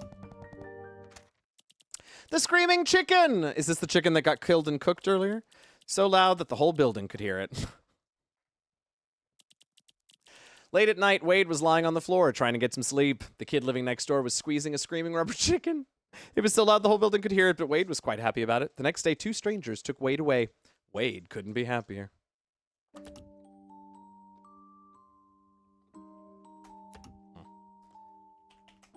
Okay. The and in on to of if was and or but not or I me my Wade he him his dog no okay Wade probably yeah. Did the rubber chicken cover the sounds of Wade murdering people? Kill murder die. Okay, well, that's interesting and kind of surprising. In his apartment?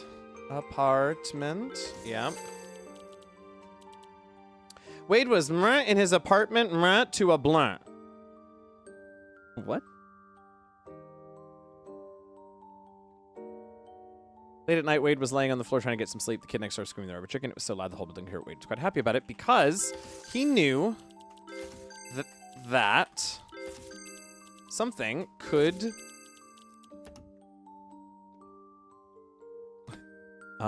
is Wade a pet? Apparently not. He choked the chicken. Y'all. Easily? Uh-huh.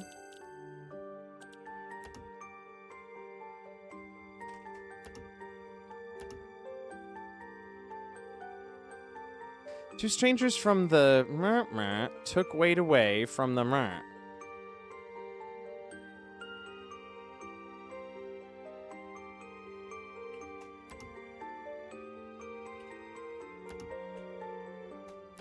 The shit is this word?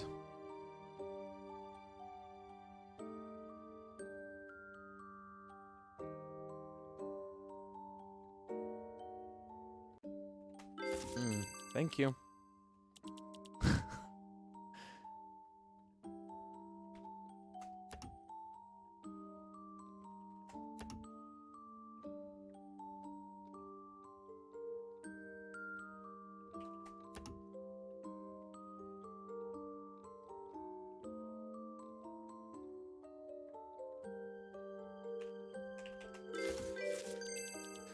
Oh, interesting. Rescue. The next day, 2 strangers from the rescue team. Okay, we're looking at team. What the fuck was Wade?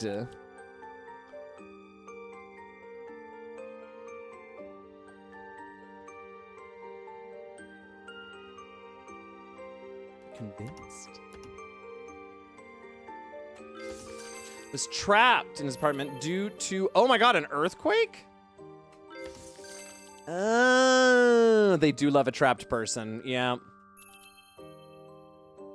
He knew that the chicken, that the sound could easily be heard. Okay, heard by the rescue team, sure.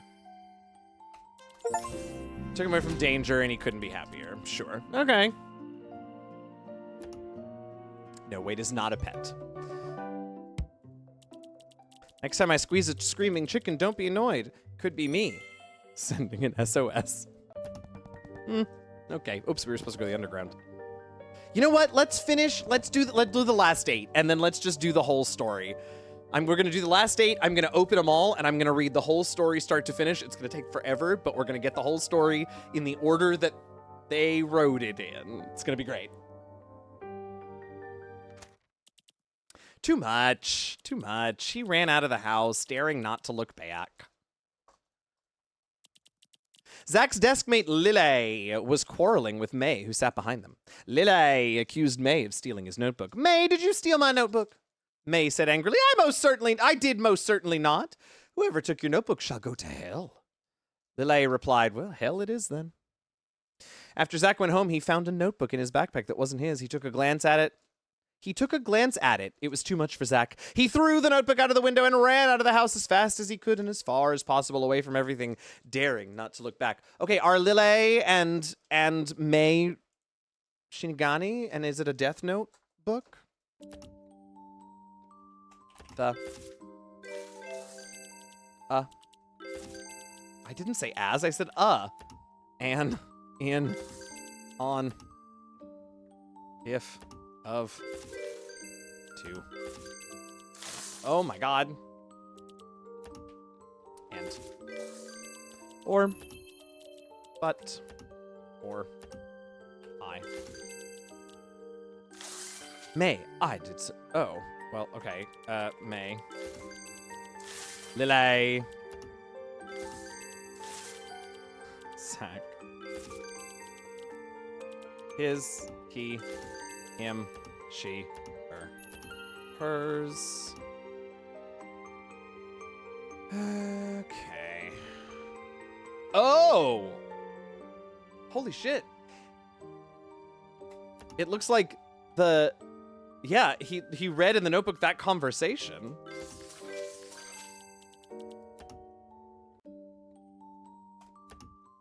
Took a glance in it and saw some kind of writing. Strange, mysterious. Okay, some kind of something written in the book. Note, perhaps? No. Okay. Flora's version of Death Note: pressed flowers, compressed souls. May got, she does. Don't fuck with her.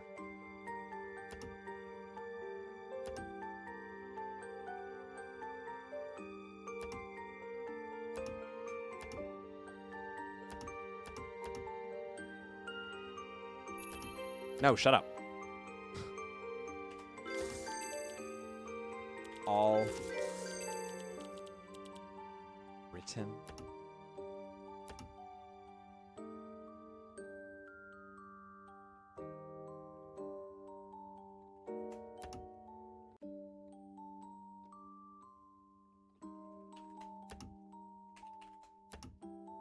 Story? No, not writing.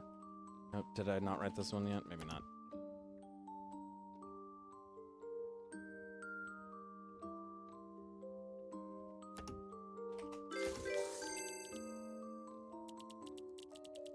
Seemed like, yeah, new.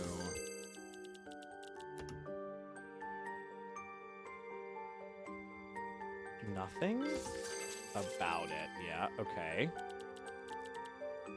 This.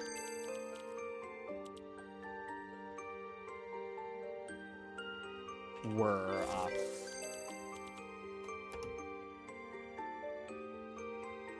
Seemed like all of Zach's meh were meh, the meh as the meh were.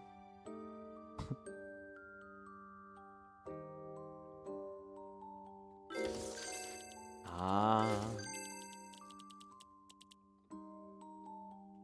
No.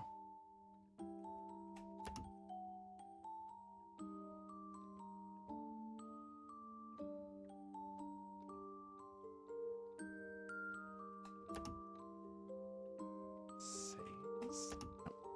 Sentences. No. Some kind of story. I think we did scribble. Oh.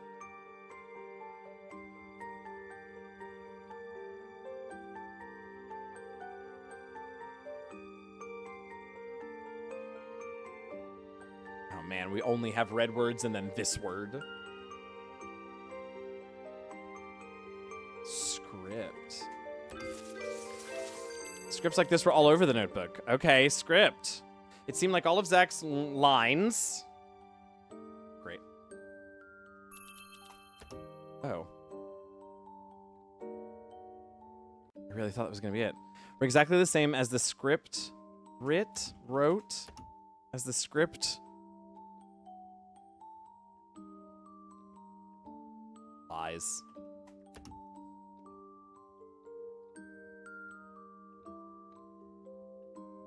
Go for it, Puddleglum. What?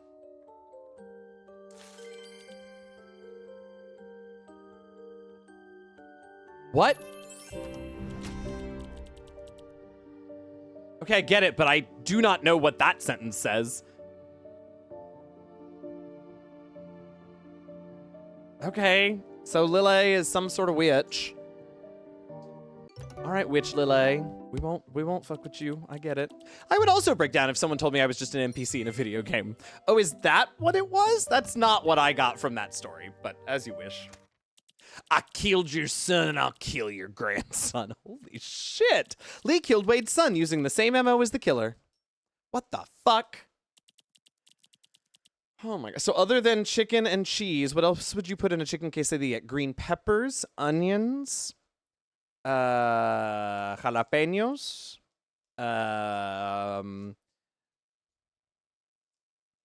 I could put hongos. You could do mushrooms, champiñones if you wanted, like sauteed mushrooms.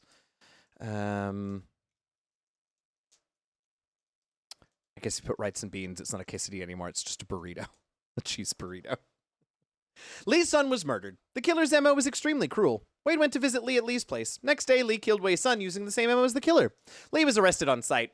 Wade went to visit Lee at prison. Why'd you kill my son? I didn't kill your son, Wade asked. I know. I'll kill your grandson as well as soon as I finish serving my time, Lee replied. Holy fuck.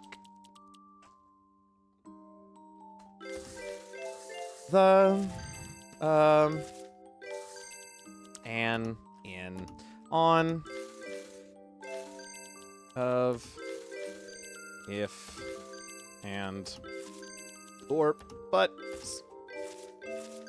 so I me my he him his maybe we have a her no son kill was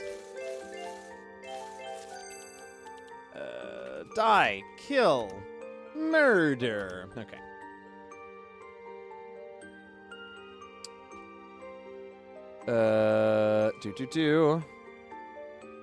At least Lee's honest about it. Awkward amount of chicken left over. I want to make quesadillas with it. My brain was stalling about what to split them. You are so welcome. I hope some of that works for you. Okay. Killer. Was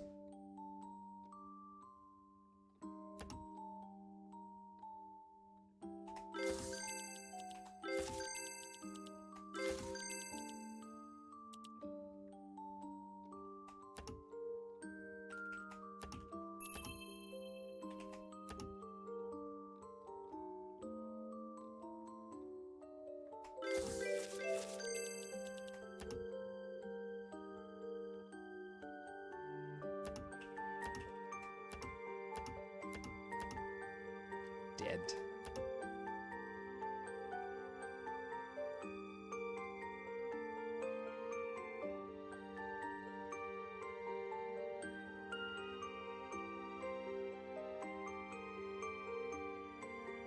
Oh, did I not do Wade yet? Oh, no, I didn't. Yep. Wade's been in a couple of stories, so I kind of lost track.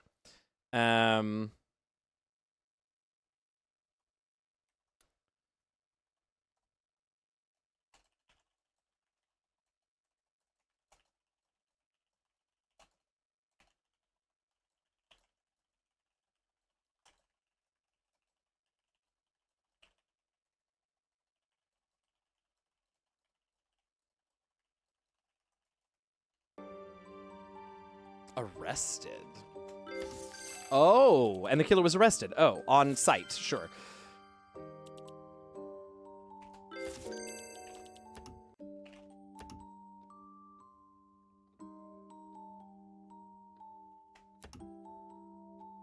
Okay. Wade went to visit Lee at Lee's place. Remember Wade that he wanted,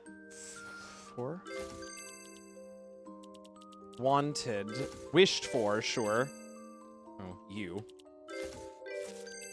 To. Did. Not. Going. Oh, okay. All he wished for was that the killer would be sentenced to death. Oh, but Wade said, uh-oh. Oh dear, I'm getting a picture. Lee's son was murdered, blah, blah, blah, blah. The killer's MO is extremely cruel with? No. Have a lot of from the blah. Wade went to visit Lee at Lee's place. Lee told Wade that all he wished was for the killer would be sentenced to death. But Wade said that he was on the side of...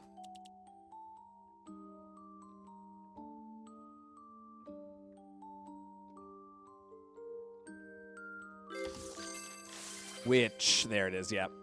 Extremely cool, which have drawn a lot of attention from the whole society. Okay.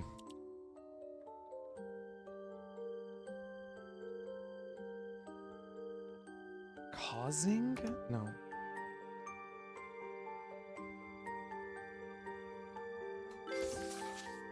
Okay. Canceling? Wade was on the side of canceling death penalty. Okay. Next day, Lee killed Wade's son. Okay. Why did you do that? I know, but I wanted you to feel probably... Oh my god, Senator Wade went to visit Lee. I know, but I wanted you to feel the pain as I did. If I'm not going to be sentenced to death, I'll kill your grandson as well as soon as I finish by serving my time. And let's take a second thought on canceling the death penalty. Holy shit.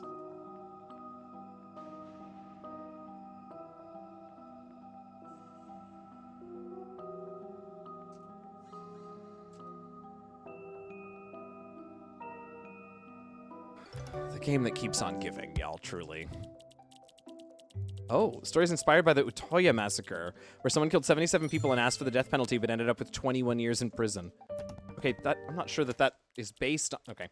Treat of consequence. As a result, they both died. A woman offered a treat to a man, and as a result, they both died. Oh, I do love a short one. The... And... From... She...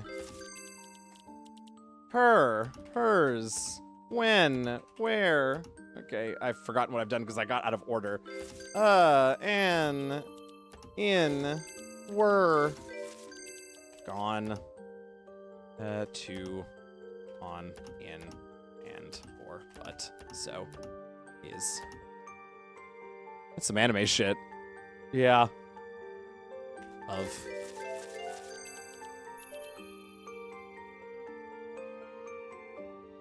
Was she lost? In the forest? In the woods? Okay.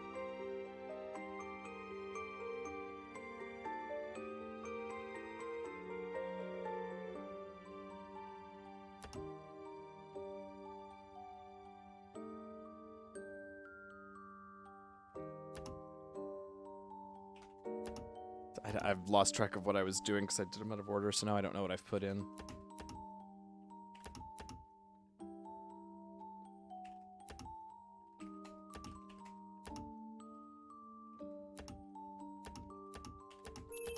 Oh, shut up. I don't want to ask you any questions. Leave me alone. Rabbit. Okay. Apple. Poison. Stranger. Nope.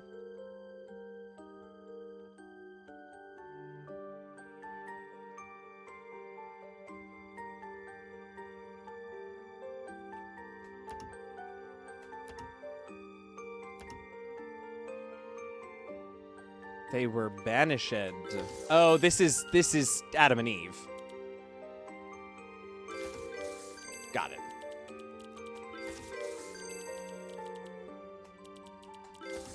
Got it. Sure.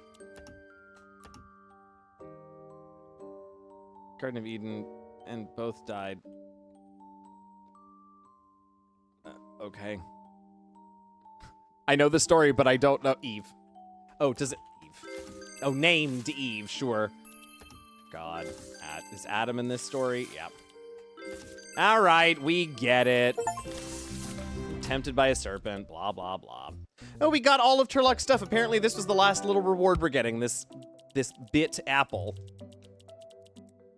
It teaches us that it's important to make good choices. I don't know that I've ever heard that particular story described that way, but I guess so.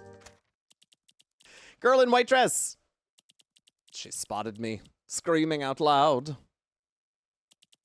I saw a young girl passing by. She was in a white dress. I saw leaves were tangled on top of her black hair.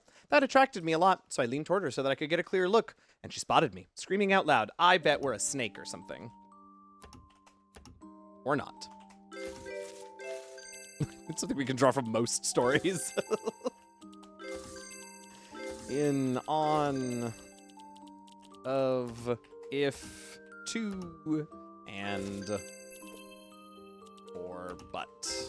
So, I, me, my, she, her, hers, from.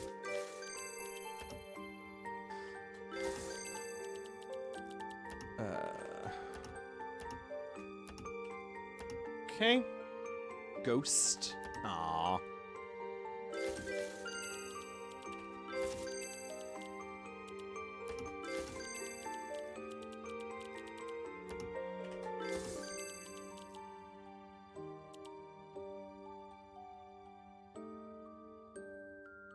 At leaves? Yeah. Those leaves? Okay. Reached toward her? No. Well, it doesn't matter because that's the yellow word. But I fell off from the window? Oh boy. Okay, so window ledge. I am a baby? Oh my god. I'm a baby living in an apartment. My parents were attention. I climbed in a window. I saw a girl. I leaned over and I fell, but I was fine. I added that ending, but I was fine. That baby was fine. 14 toddlers fall from buildings every day? That seems excessive. That seems like a lot to me. I don't know. That just seems like a lot.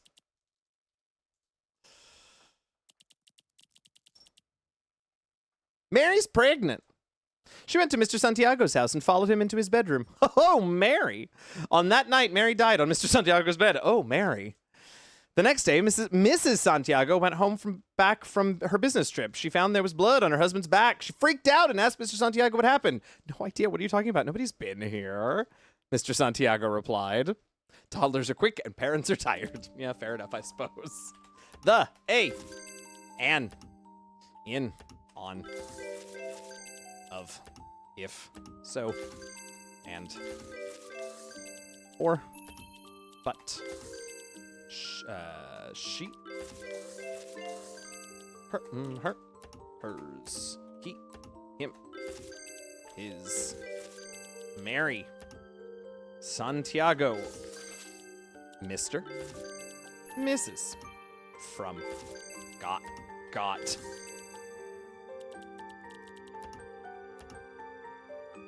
bed, nope, body, okay, at, to,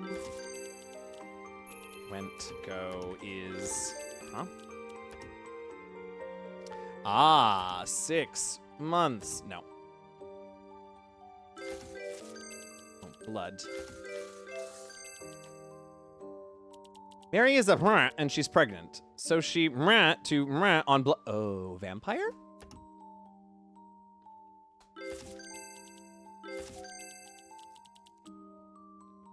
Mosquito. Oh, Mary. Mary the little mosquito. On that night, Mary... Oh, it's not sucked? Went to Mr. Santiago's house and followed him into his bedroom. On that night, Mary slept. Mary something on his back and drank blood from him. But she got crushed when Santiago rolled over and he died there. And the lady said, what the hell? And he said, nah, it's just a mosquito. What a weird one. A software bug, just like a mosquito, can't be spotted. Comes with God knows how many and always show up before bedtime. Oh, Turlock. 2 knocks or 3 knocks? A serial killer on the run might be near the forest. 1 second, y'all.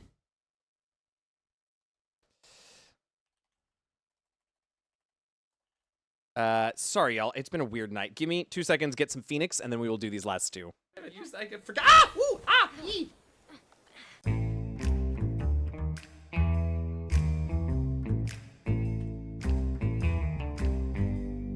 Stealth!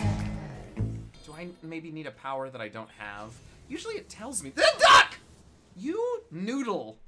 You utter noodle. Fine, I will take a potion. Noodle!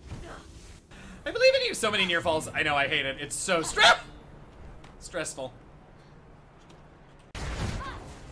Ah, you banana. You nougat. Yes, yes, yes. Loving it, hating it. Loving it, no hating it! Okay, here we go. Jump, double jump, little fly, turn it around. Sure, whatever, just get it around. Can we get it? Yep, over here, please! Yo! Oh, you noodle. Oh! Double noodle. Oh. Stealth! Can't really call it Phoenix, can we? Stealth! I can't imagine you really want this pearl this bad. Stealth! Stealth! Stealth! Stealth!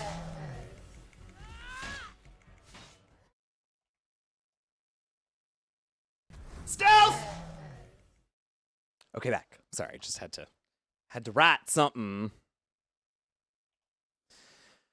2 knocks or 3 knocks. A couple went on a road trip. In the middle of the night, their car broke down in a forest. The husband went out for help, leaving his wife alone in the car. News told them a serial killer on the run might be near the forest, so they agreed that the wife wouldn't let anyone in unless she heard 3 knockings. Later that night, the wife kept hearing knockings, but it only knocked twice, not 3 times. I mean, that's a good horror story by itself, you know what I mean?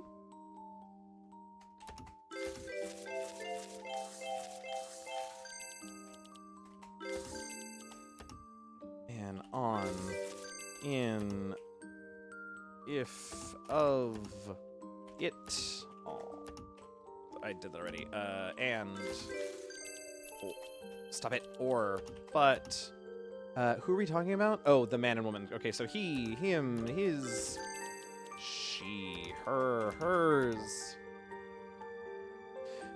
Oh, you know, you've called this one? Late at night, the,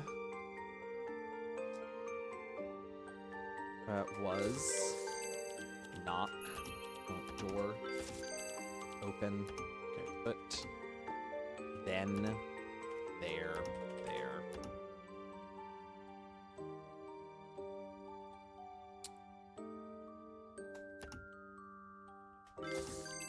Oh, the husband was killed by the serial killer, and his body was hung on and so the wind was blowing.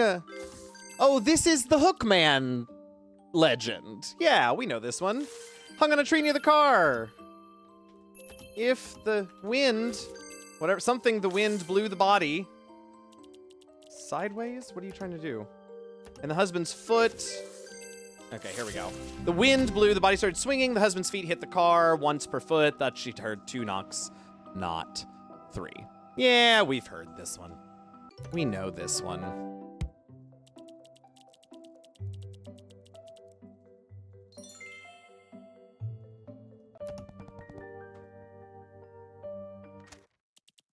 Stranger in the car. With blood on her hands, she gazed at the stranger. Late at night, Mary and Peter drove as fast as possible on the road. Unfortunately, their car broke down midway. Desperate for help, oh God, Peter rushed to seek help. Upon his return with assistance, he discovered Mary sitting in the car with blood on her hands, staring at someone he'd never seen before. Mary, Peter, I know.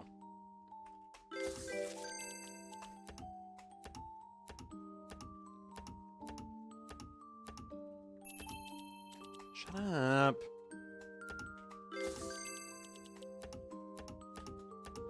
Oh, damn.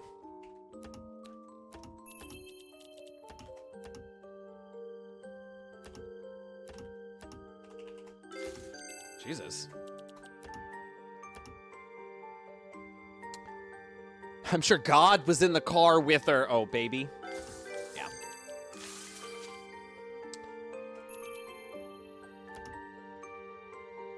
What? Oh, was she pregnant? Did she have a baby? Yeah. What? Mary was... What? Delivered the baby. Yeah, I get it. I get it. I just don't know what words you want from me. Okay. Oh, labor is the word you want there. All right, it went into labor and had the baby in the car. All right, I got it. Oh, he's crying because my baby. Premature birth and giving birth alone come with some potential risks. Luckily, Mary and the baby were both safe because Jesus was there. Okay.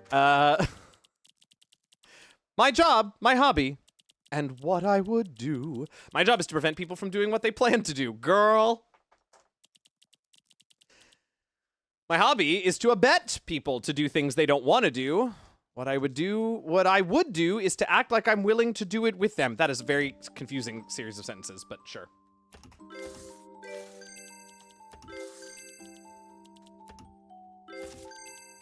Oops.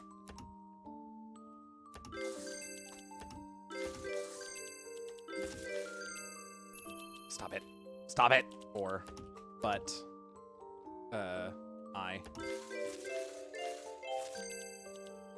me, my, work, for, insurance. Okay, no. Oh, I like that. Wow, cover. No. Police, kill. Oh, suicide prevention. Oh, that's nice though. Hotline. Yeah, okay. That's kind of nice. My job is to prevent people from what they plan to do. Wait. What? What?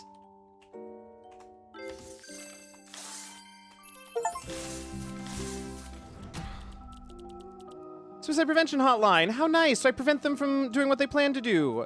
I would collect their personal information. My hobby is to become friends with them after the fact. That's a bit weird.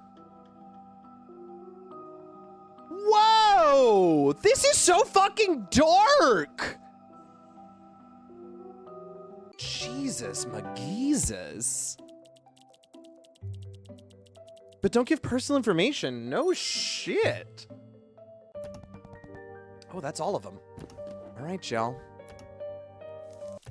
I'm gonna unlock the rest of the story and then we'll read the whole thing. And that'll be it for this bonkers fucking game.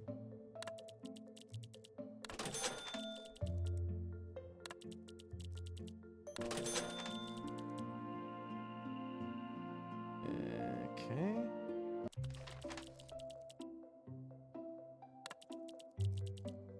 Turlock over there smirking. Didn't see that one coming, did you?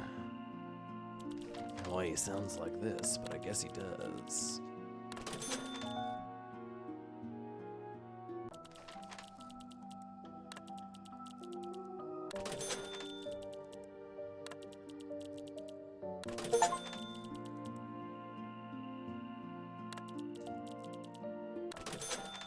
Jesus, there's so much here at the end. We filled out everything else, and then there's just this enormous story here at the end.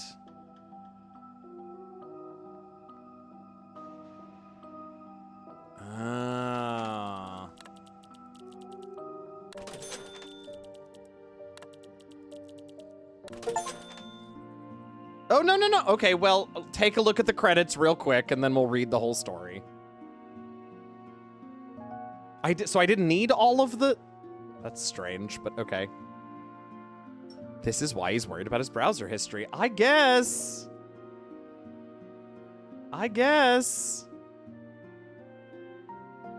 Thanks, Neverland Entertainment. That was a ride. All right, shall we read the whole story? All right, here we go. Oh, wait, let me turn up the sound so that we can get some extra ambiance.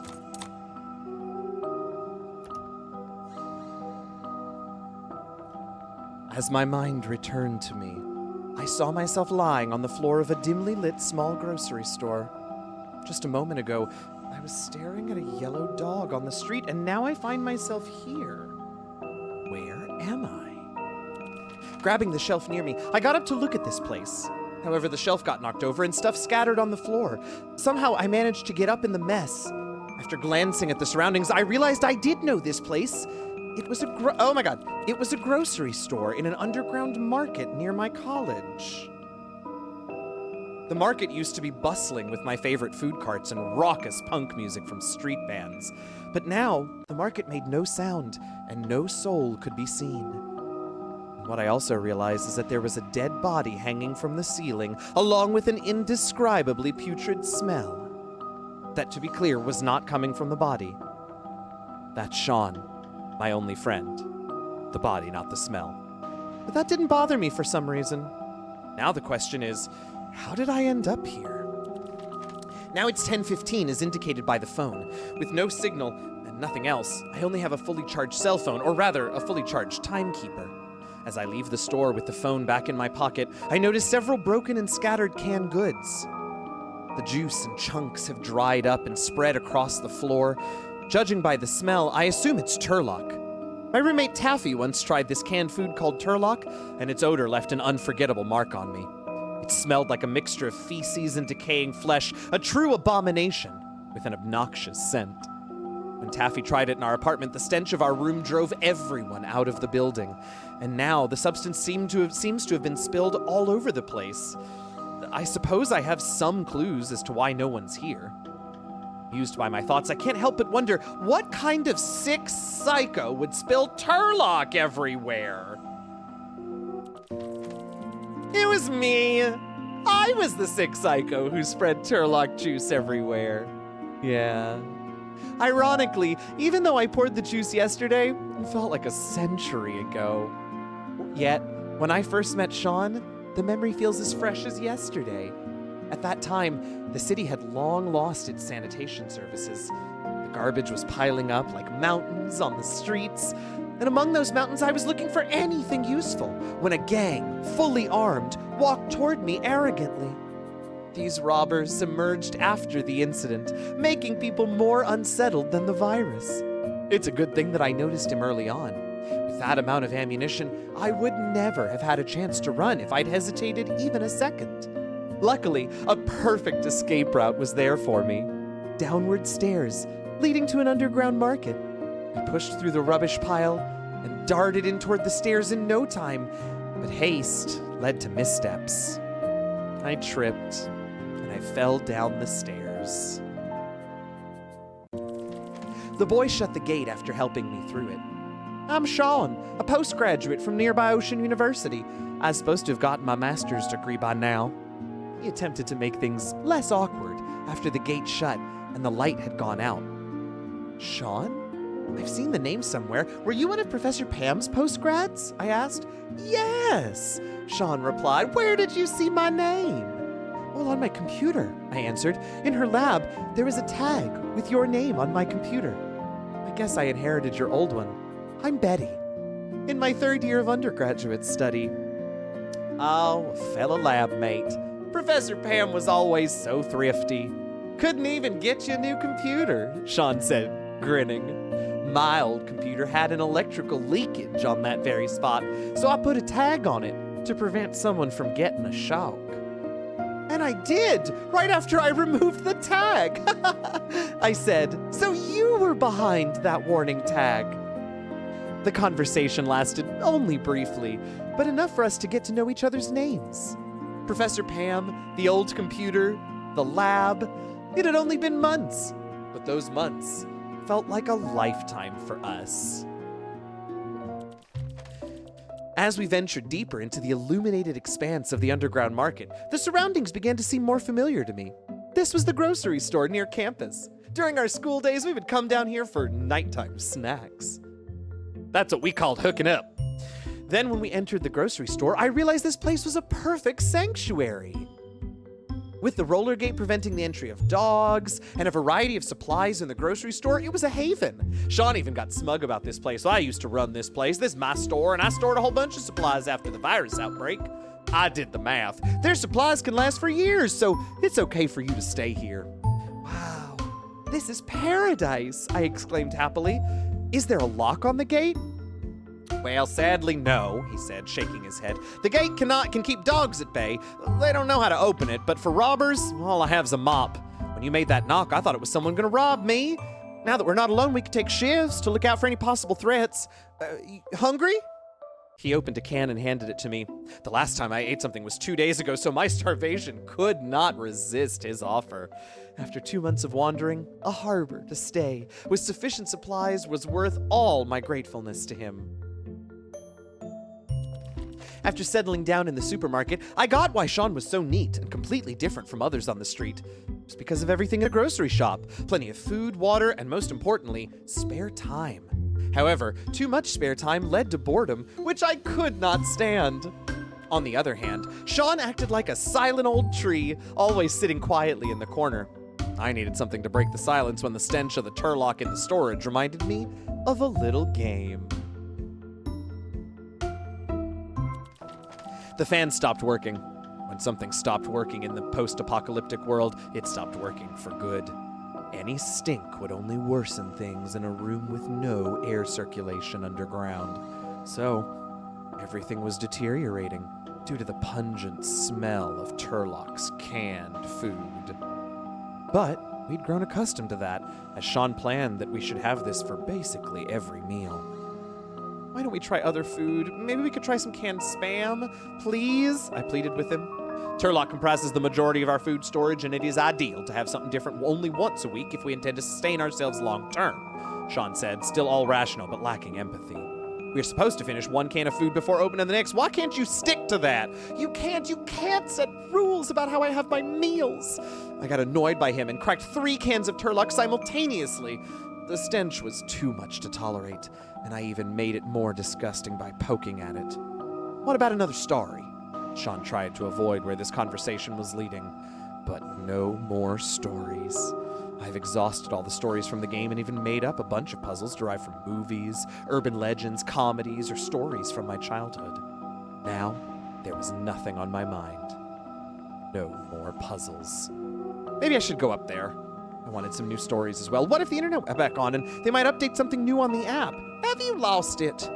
It took him by surprise. He said, there's no way that could happen. Well, the game developer was from Southern. I heard some rumors saying they have good control over the virus. I pumped myself up with the talk. What if we fled to Southernia?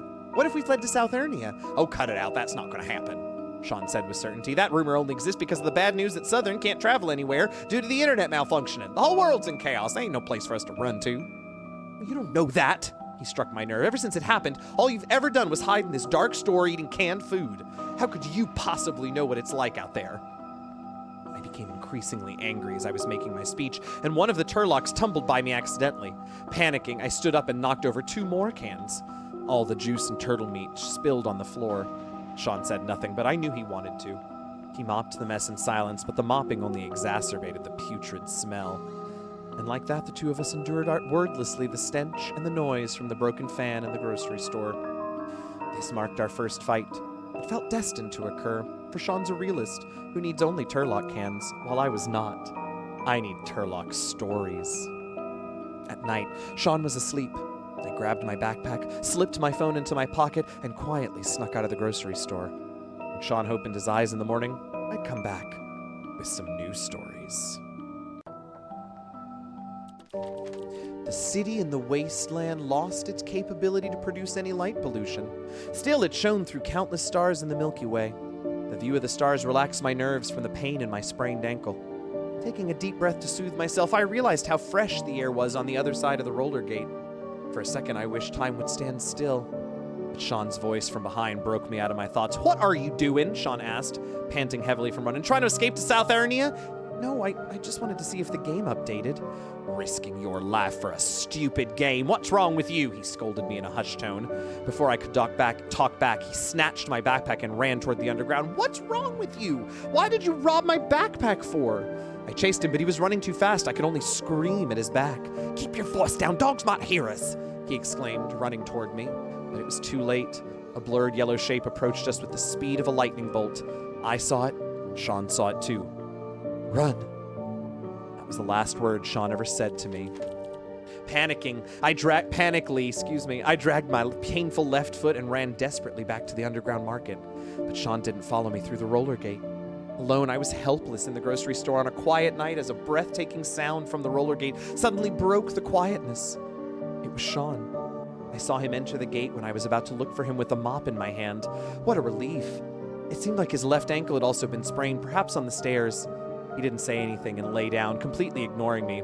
He was in a bad mood for sure. I felt so terrible, I didn't even know what to say. I guess I could only apologize in the morning. For now, all I could do was try to get some sleep, but the unease made it elusive. There was so much going on in my head. In the morning, Sean's body was hanging on the ceiling. Turn this down just a hair.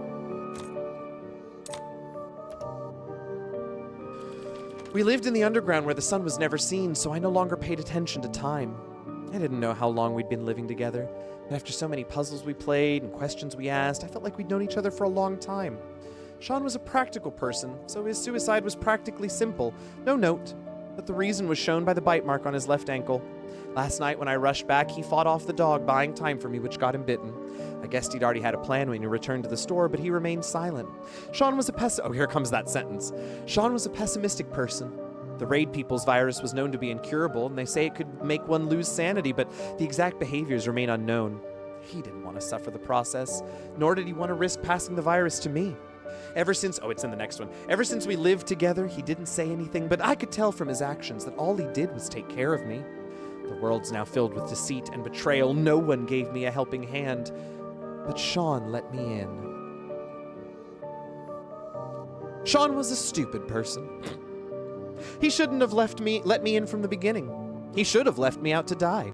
He had an excellent chance to survive this apocalypse with his sophisticated mind, all those supplies and a safe shelter. If he hadn't met me, if he hadn't left the shelter to search for me, if he hadn't fought the dog to buy time for me, he would have lived. Now he's dead.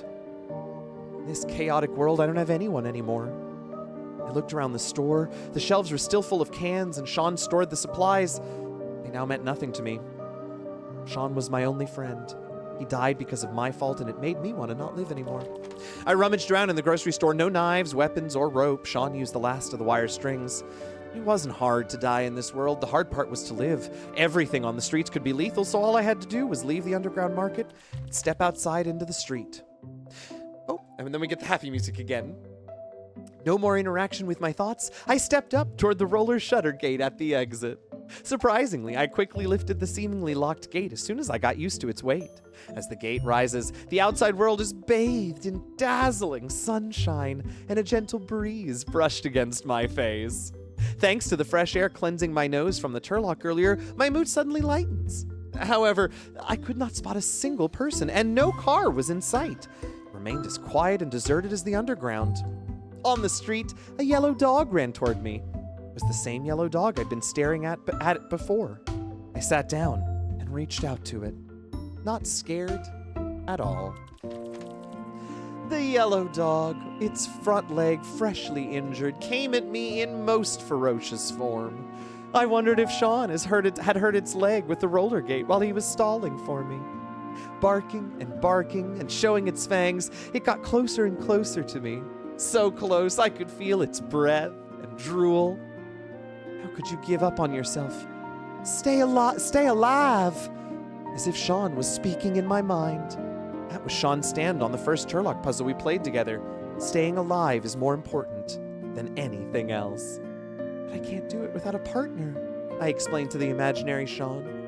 You'd managed to do it before you met me, right? I gave up arguing with imaginary Sean. He would never understand. He had come into my life, and now he was gone, as if nothing had changed. But inside of me, nothing would ever be the same. A significant part of my heart was irreparably broken. Whenever I felt the void, I knew it was punishing me for being alive. So with my eyes closed, I reached out to the dog, making the same choice as the man did in the turtle soup story. This music is upsettingly inappropriate. I just wanted to end the heartbreak. I returned to reality and found myself in an empty street. I had no backpack or weapons. I checked my pockets and there was only a cell phone. I remembered that I was in the grocery store just a second ago and now I'm here? This is a place I didn't recognize, but I knew it was not a place to stay. I had to keep moving until I encountered shelter. It started several months ago. There was someone in our class who got sick. According to the counselor, she was bitten by a stray dog and was wounded quite badly, so badly that the best hospital could not handle her. However, according to Taffy, the girl was fine on the day of the bite. It was the next day when she got sick. She fainted in her dorm, and an ambulance arrived to take her away. Rumors spread and varied fast, but they didn't last long. The college silenced all the non-official stories. Peace went on for a couple of days, until the meeting. At that meeting, our counselor called, and we found out the girl had passed away, and her family had made a no-funeral decision. Putting the shock aside, the counselor was hiding something. So Taffy did some digging and discovered that the girl was infected by something weird. It says she was lost and bit everyone she saw. Nurses were hurt. They had to put her down and cremate her quickly to prevent it from becoming a pandemic. That was beyond crazy. There was no way any rabies would lead to that fast deterioration.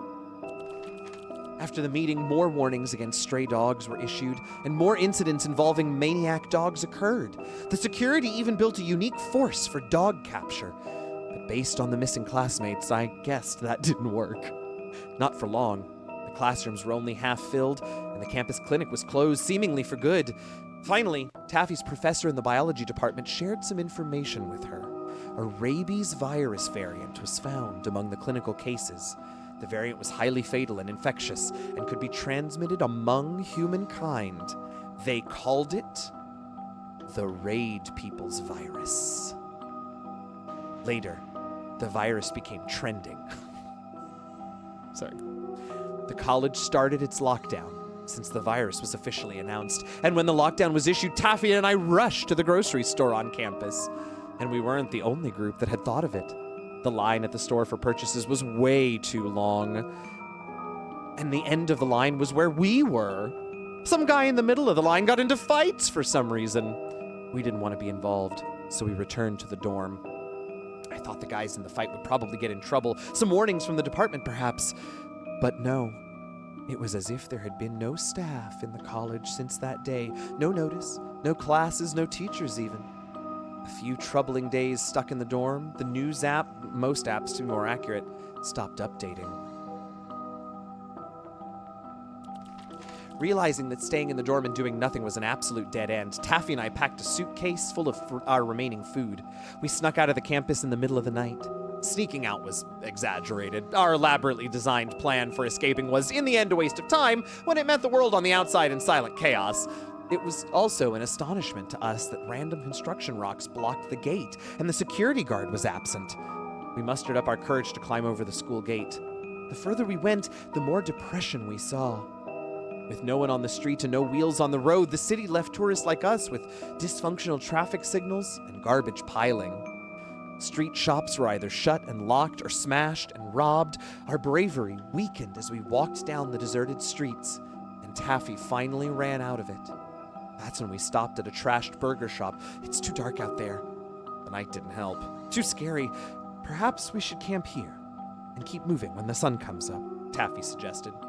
We crossed the rubble at the entrance and climbed into the shop. Pretty much everything was robbed. Only a few pieces from broken desks or chairs lay on the ground. We slept on a desk and we managed to pull together. On one sleep, the other watch. The first shift was mine. While Taffy lay down trying to sleep, I was drowned in mixed feelings about this strange, deserted land outside. Staring at the mysterious stars in the sky, I guessed it was not just the paralyzed college system. The whole society was cracking. The stars looked back at me as if asking how I would survive in this bleak expanse of a ruined world.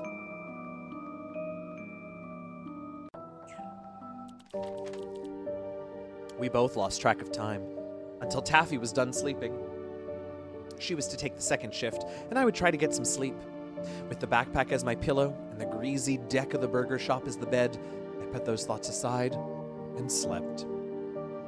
The sunshine started a new day for me. In the morning, the city was still indeed in dead silence, and the broken pieces even dwelled in more chaos than they did in the night, under sunlight exposure. Taffy was gone, the suitcase full of food along with her. Roaming on the streets, the most genuine human nature under the apocalypse taught me that no one could be trusted, and I was on my own now if I wished to survive.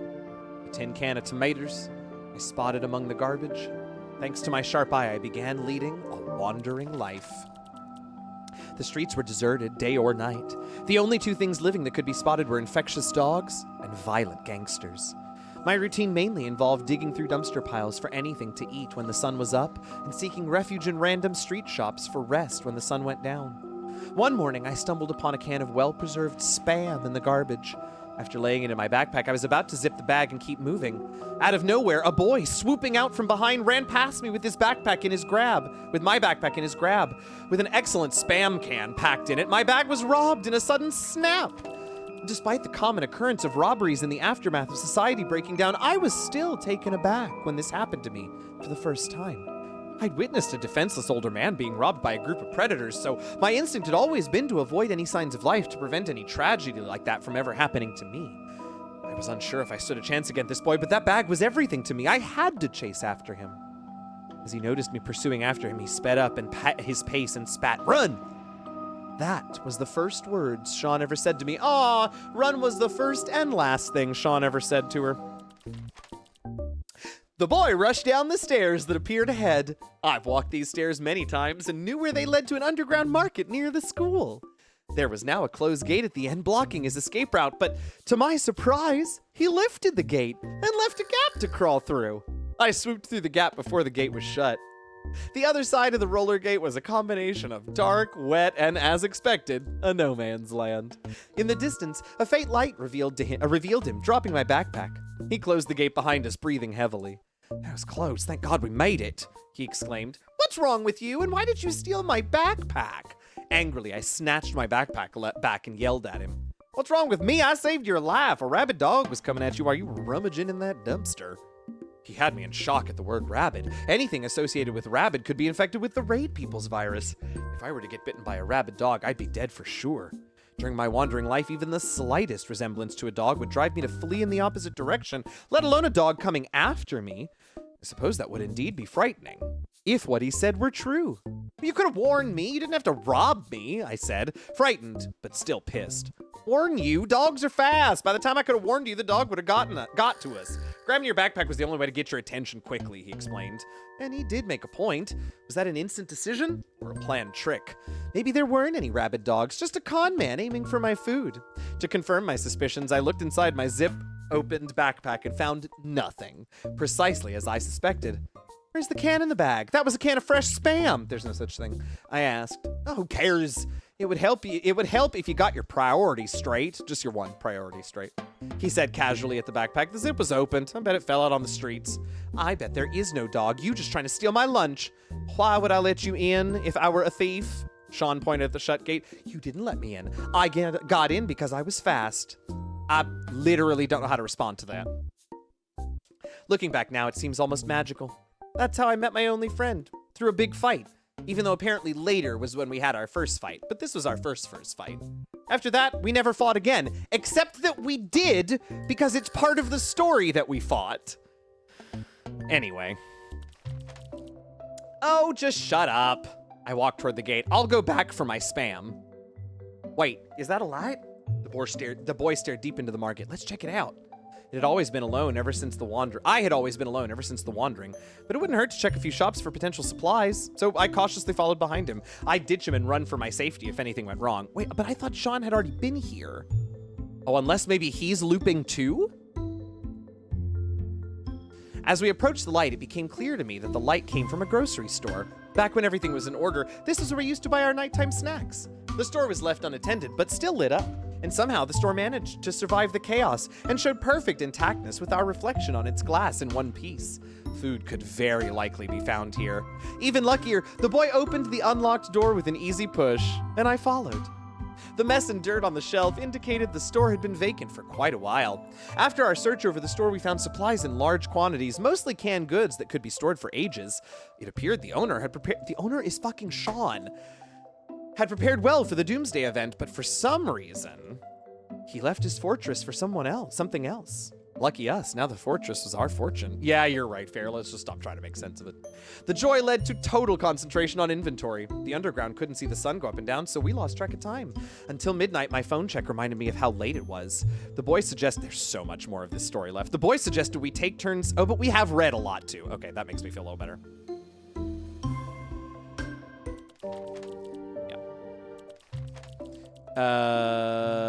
The boy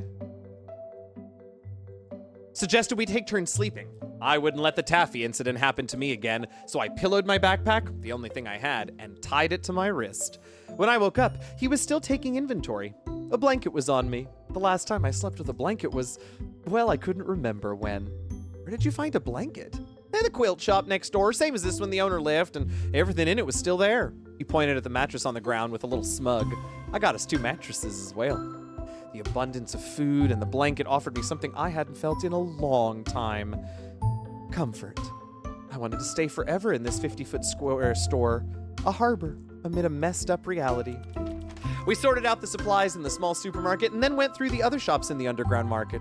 Because it was so close to the school, the shops in the underground market— say underground market again— are mostly arcades, copy shops, or coffee shops, so nothing much could be useful to us. Despite this, the boy insisted on listing all the supplies and building a system to organize and categorize them. It took us a couple of days. Searching for various supplies was like a scavenger hunt, while the inventory was tedious. Worse yet, we were 2 total strangers doing the inventory, so if anything made it worse other than more inventory, it was the awkwardness between us. I wouldn't say I liked the boredom, so I suggested a game I always played with Taffy. Hey, let's play a game called Turlock. It's like a lateral thinking puzzle. I'm gonna give you a story. Say, a woman took 1 spoon of the soup. Sean interrupted and said, I've heard of it, she killed herself. I replied, not that one. The woman took 1 spoon of the soup, another spoon, and another spoon after that. Why is that? Intrigued, he asked, was something wrong with the soup? Was something wrong with the soup? I said, no. Well, did she do anything after tasting it? No. Many more denials came from me to reply to his questions, but that didn't wear him down. After countless questions from him, he finally asked, did she know that she'd already drank the soup before she took the next spoon? It was the key to this puzzle. I revealed the full story. A witch specializing in making a potion of oblivion got curious one day about what her potion tasted like. So she cooked a bowl of soup using her precious potion. Each spoonful she took would make her forget she'd already consumed the soup, prompting her to take another spoon because she wanted to know what it tasted like. Thus, an unbreakable cycle. Fascinating. He got pumped up, different from his usual listless mood. That was the first time I saw a cheerful face on him. Do you have more puzzles? He asked eagerly. Well, it's called Turlock because it's a game from a game called Turlock Holmes. I read tons of stories like that from it. All right, here's a new one. It was a hot summer day. My dog wanted to go out. These stories from Turlock Holmes freed us from boredom, and the inventory was more accessible with the awkwardness gone. After we finished counting, the boy believed the supplies from the grocery store could support the 2 of us for more than a year. What is this? Canned food? The boy selected a tin can from provisions. The image on the can portrayed a turtle with a sinister grin. That's the Turlock canned food. Some sort of canned turtle soup produced by the same firm that developed the game, which is a weird combination of products to sell, and probably named after the game as well. A peek at the can was enough for me to answer the question, huh? I've never seen this before. Do you want to try it? Don't! Oh, I've never seen this before. You want to try it? Don't! I grabbed it away from him. It stinks. You can't even imagine how horrible it is. Call it a biohazard weapon if you want. My words sparked an idea within me suddenly. Hey, we could spread it outside the grocery store and all the way to the roller gate of the market. The stench would drive away any living creature, leaving us much safer. It's a crazy thought, but perhaps any reasonable idea in this wild world would sound unbelievable. We devised a plan and armed ourselves with a mop and armfuls of Turlock as we ventured outside the store. First, I closed the store door, preventing all the stench from entering our shelter. After I was ready, I cracked the first can of Turlock. Well, after I was ready, to be more accurate. What? I tried not to breathe through my nose, while the boy almost puked when the smell reached him. It took us a while to get used to the smell, and once we did, our plan was ready to be implemented, turning our crazy idea into reality. I cracked the cans individually, and the boy spread the juice across the market with the mop. The roller gate required the most attention, especially the outside, where we mopped with a heavy amount of Turlock juice. Blech. No one would want to be near the gate when the stench hit their nostrils. How do you know the smell of this Turlock? He asked. My roommate tried it once. I told him she had Turlock in our room, and it drove me right out of the building, and everyone else too. Hey, I've heard that story before. It happened on my campus. Some girl in a dorm made everyone leave the building with a terrible smell. Wait, were you an undergraduate at Ocean University? Yes, he caught me by surprise. You're from that university too? I'm a postgrad majoring in fisheries. Oh, right. I was supposed to get my master's degree by now. That's unexpected. We're in the same department, but I'm in my 3rd year of undergraduate. Well, I'm Sean. Call me Betty.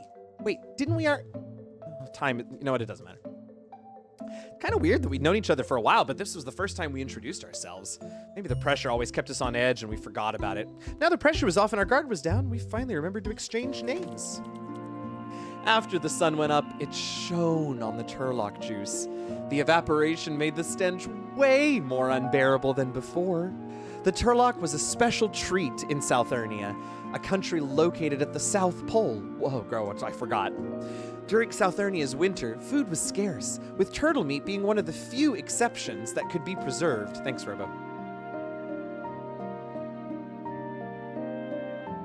This meat could be transformed into soup and fermented, allowing it to last for a long time. Therefore, canned turtle soup, also known as the Turlock, was considered a treasure by the locals, despite its pungent odor. In our current circumstances, we too viewed it as a valuable asset and didn't find it repulsive at all. This canned food was more than just a means of preservation, it was also an effective weapon, with the stench symbolizing safety. I'd never met the store owner, but I believed he was our savior. I'm pretty sure it's Sean. Nothing would have happened if it were not for his little shop. Days ago, I was forced to wander after Taffy's betrayal, struggling to survive against robbers and dogs. Yet today, I could stay in a stable, safe shelter with abundant food and a kind, reliable companion. After spilling the turtle soup, we walked together back to the grocery store. It suddenly felt like going back home. Tears couldn't help welling in my eyes and poured down on my face. Tears that did not come out back in the darkest days, but watered down now. You all right? Sean came over to me with a comforting smile, patting my arms, probably kind of awkwardly, and holding my hand. I could feel his firm grasp. Warmth flowed through my heart as he tried to calm me down. I wiped away my tears, and I turned to look at him. I saw no one. He was gone. I looked around in confusion. There was no sign of him at all. He vanished without any signs of footsteps, without any panting breath. Nothing. The street was empty, quiet, with only the sound of the wind blowing through the leaves of the trees. It was as if Sean had evaporated into thin air. Did Sean exist? Could it be a hallucination? But only seconds ago I felt his firm grasp on my hand. I swear it was real. He saw me as vulnerable, and he took care of me. He comforted me with his gentle voice, which I didn't expect would be the last words Sean ever said to me. What had happened? While I was stunned, a bark startled me out of my stupor. I attempted to check where the bark had come from. Less than 30 feet away, I saw a yellow street dog limping toward a pile of garbage, as if something was wrong with its front paw. That was no good. Any bite from a street dog infected with the Raid People's virus could be lethal. There was no way I could outrun the dog, so the best solution to escape from the danger was to sneak back to the underground market before the dog noticed me. Luckily for now, it hadn't. I moved toward the roller gate as lightly as possible, even landing on my tiptoes. Despite my efforts, the sound still traveled. My light toe steps and the crazy heartbeat I swore could be heard. No time or no guts would allow me to look back and check where the dog was. Finally, I made it to the gate. I shut it down as hard and fast as I could.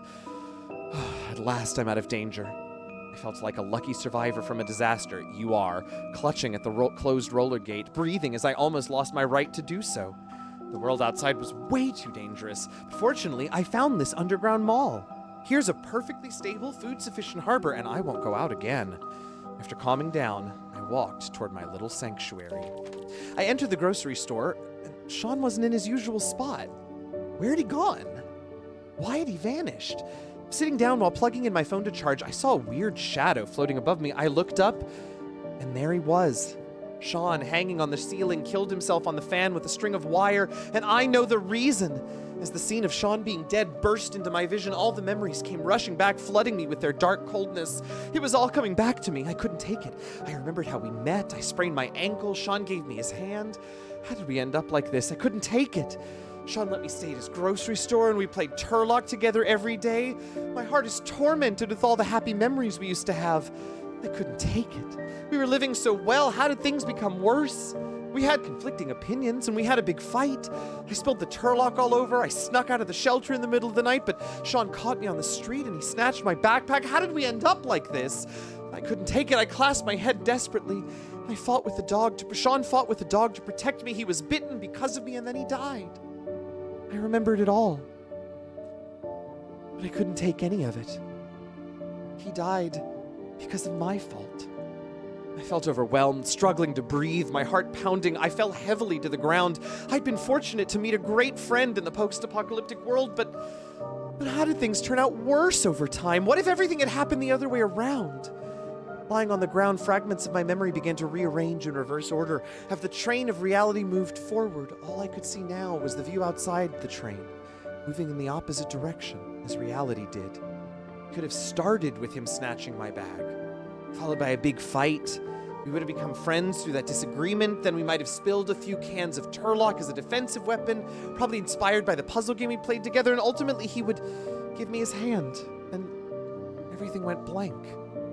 Sean vanished because, well, I had no memory of him before we met. Now I get it. Dreams would come to an end.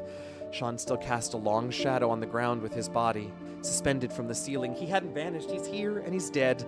I couldn't take it. Everything went black before my eyes. My mind kept sinking into a dark, deep pit. Before losing consciousness, I thought of a Turlock game I played with Sean. I wished that potion of oblivion was real, and I wished I could take a sip. I wanted to forget everything.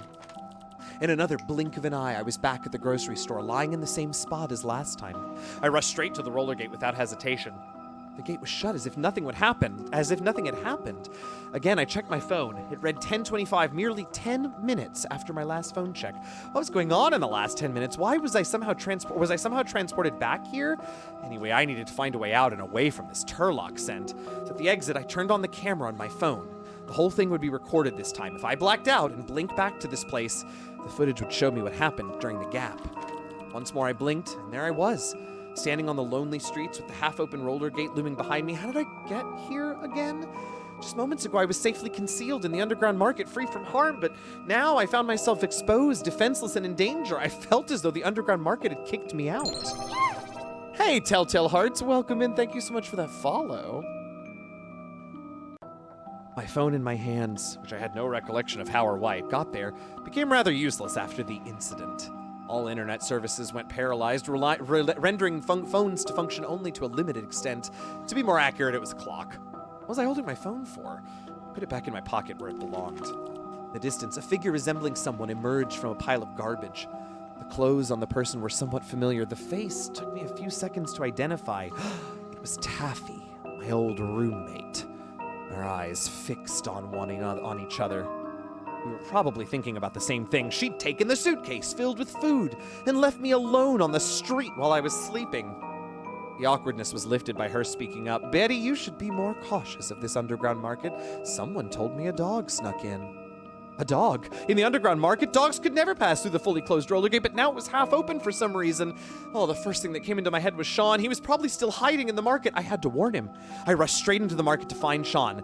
Taffy seemed shocked by the sudden move, but she remained silent. I rushed through the roller gate. This time I needed to make sure the door was firmly shut. The market was eerily silent as I always cautiously treaded my paths, searching for any sight of the dog on my way to the grocery store. No trace of dogs of any sort had been spotted yet. I was lucky enough so far. Upon reaching the grocery store, I grabbed the mop, intending to use it as a defensive weapon. Everything was in the same place as in the store. No sign of dogs being there. Sean was not in his usual spot either. After a thorough check and confirmation of the absence of dog, Taffy may have fooled me once again? Nonetheless, I was finally relieved about the dogs, but I needed to find out where Sean was. Could he have gone out looking for me? Anxiety flooded my mind. How could he be safe on the street when the only weapon-ish tool, the mop, was in my hand? Probably I should go out and find him, but what if he returned while I was out? Oh, a vicious cycle of thoughts in my head.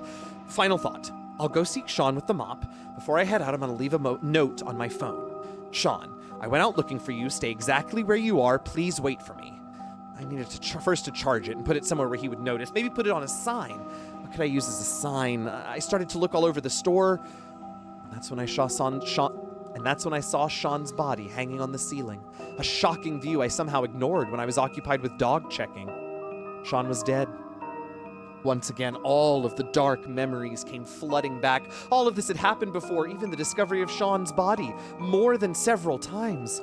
Every time I would be sucked into the dark abyss of my memory, torn between the harsh reality and my inability to accept it. Eventually, I was swallowed by the abyss and fainted without any memory of the present, and the loop started anew. Once again, I woke up in the same spot at the store in the underground market. Nothing has changed, even the phone's still charging at the same spot, but luckily the recording was still going. According to the footage, I pulled up the gate, walked up the stairs to the street, and the camera went black for the next 10 minutes. I fast-forwarded the video, but all I saw were more black images. Confused and helpless, I sat down and wondered, am I stuck in a loop? Because every time I tried to leave this underground market, I blinked into nothing and woke up in the same grocery store with no logical explanation. What option do I have? How am I going to get out of here? There has to be some way. Lost in thoughts, I accidentally noticed the memo app on my phone. The app was recently used. I don't recognize the most recent memo. It says, Sean, I went out looking for you. Stay exactly where you are. Please wait for me. The memo struck my nerve as soon as it printed in my eye. Is that for me? From Sean? The memo wasn't there 10 minutes ago when I last checked my phone. What does this mean? I looked up to the ceiling. Sean's body is still hanging there. Isn't he dead already? Then who left this note for me? It's literally addressed to Sean, Betty. Get it together. Someone wants me stranded here, never to leave this underground market. The note was left at 10:32, 3 minutes ago, when the camera was still on. So if anyone had done anything with my phone, the footage should tell. Again, I began playing the video. It started with black images, and I fast-forwarded up to 10:31. The image suddenly went bright. My eyes were fixated on the screen. The camera had captured some details of the surrounding. The clip was recorded precisely where I am now. Right here in this store, at this very spot, someone used my phone to leave a note for me and then put my phone down. The image went black again. I dragged the video slider back and forth, repeatedly checking this 1-minute clip, trying to find anything I missed. Surprisingly, I noticed a tiny piece of glass in the corner of the shot, and the glass mirrored the figure of the mysterious person who'd left the note. The footage was shaky and dimly lit. I held my breath, and I checked carefully. Finally, with a suitable frame at the right angle and lighting, the mysterious person's reflection on the glass became crystal clear. It was! I blinked hard, but I wasn't seeing things wrong. Without a doubt, that mysterious person was me. My mind stagnated, and I needed several deep breaths after seeing the footage. Slowly, the situation gradually became clearer, revealing the truth. It was like something that would only happen in a film. Another personality had grown out of me. I guessed it had something to do with everything I'd been through, and the original personality couldn't take it anymore. I opened the Note app, intending to leave a new message. Hello, I'm the alternate personality residing in this body. I've been trying to leave this market, but each time I do, I become you, and for some reason, you always come back here, and that's when you become me. We've been stuck in this cycle multiple times. Please, leave a message and tell me why you would repeatedly return to this place. It felt strange to leave a message for oneself. How to address the beginning part seemed perplexing. Hi, you, I am you, seemed wrong. A simple hello became the final solution.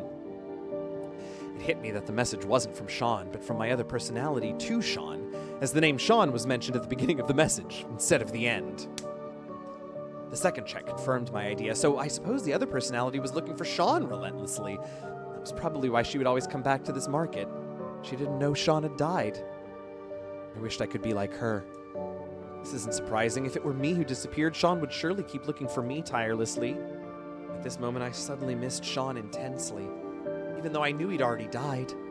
Meanwhile, my alter ego remained oblivious to this fact.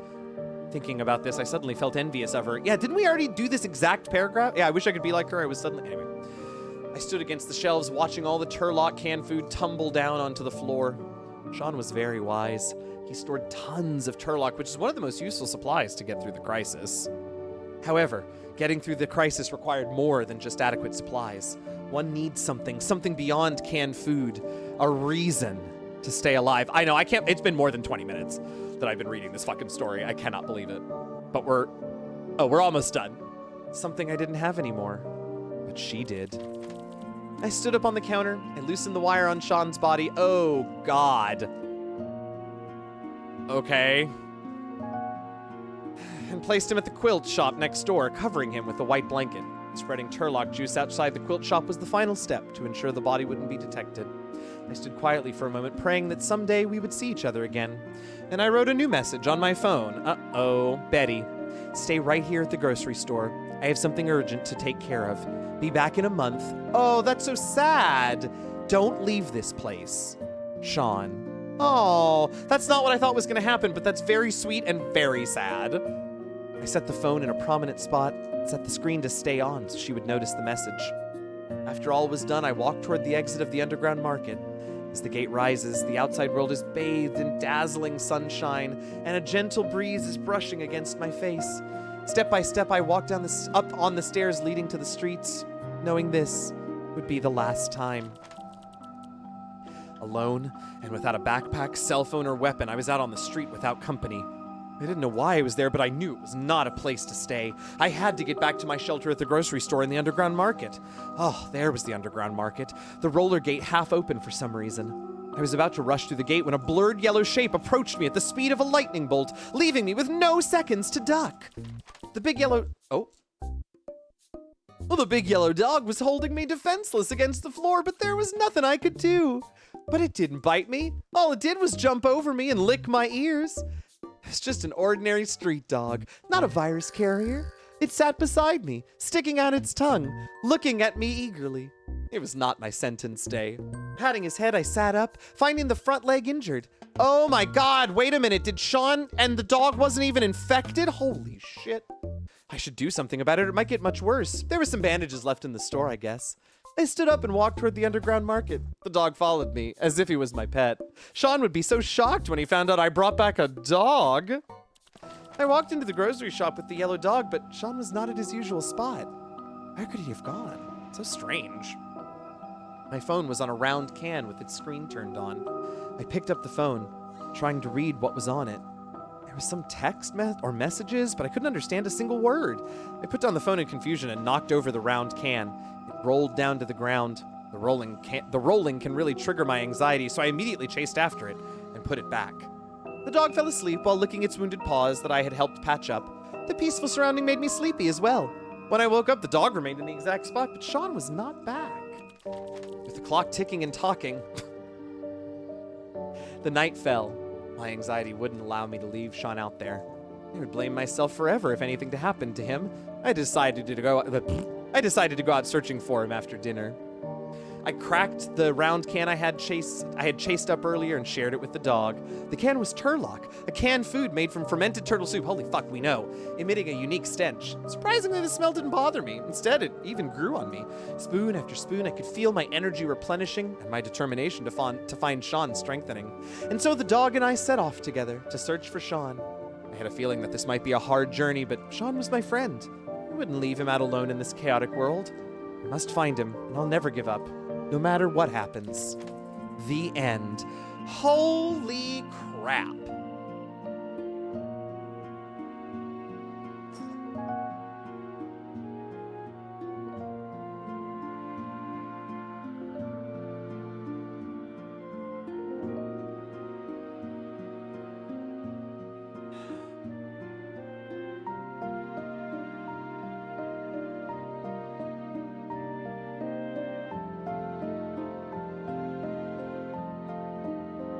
Tell me your theory, Reese. We don't know what happened to who. At what point? Oh my god, thank you, Taru. I did it. Thank you for those bits. Holy boom boom. We did it. We did it. Let's be honest. We did it. Holy crud. Oh. All right. We gotta get out of here. You know what? Hold on though, because I want to do this with better music.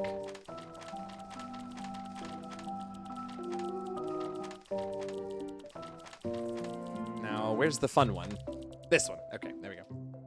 Great time for an ad. Oh no, Cat's Tea Sweaters, I'm so sorry, and I didn't notice it was coming or I would have snoozed it. I'm so sorry. She said no one knew what happened to people that got infected. Oh.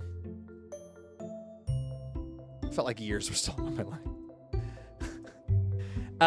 Was it just like a, was it just a rabies fight? Was it just zombies?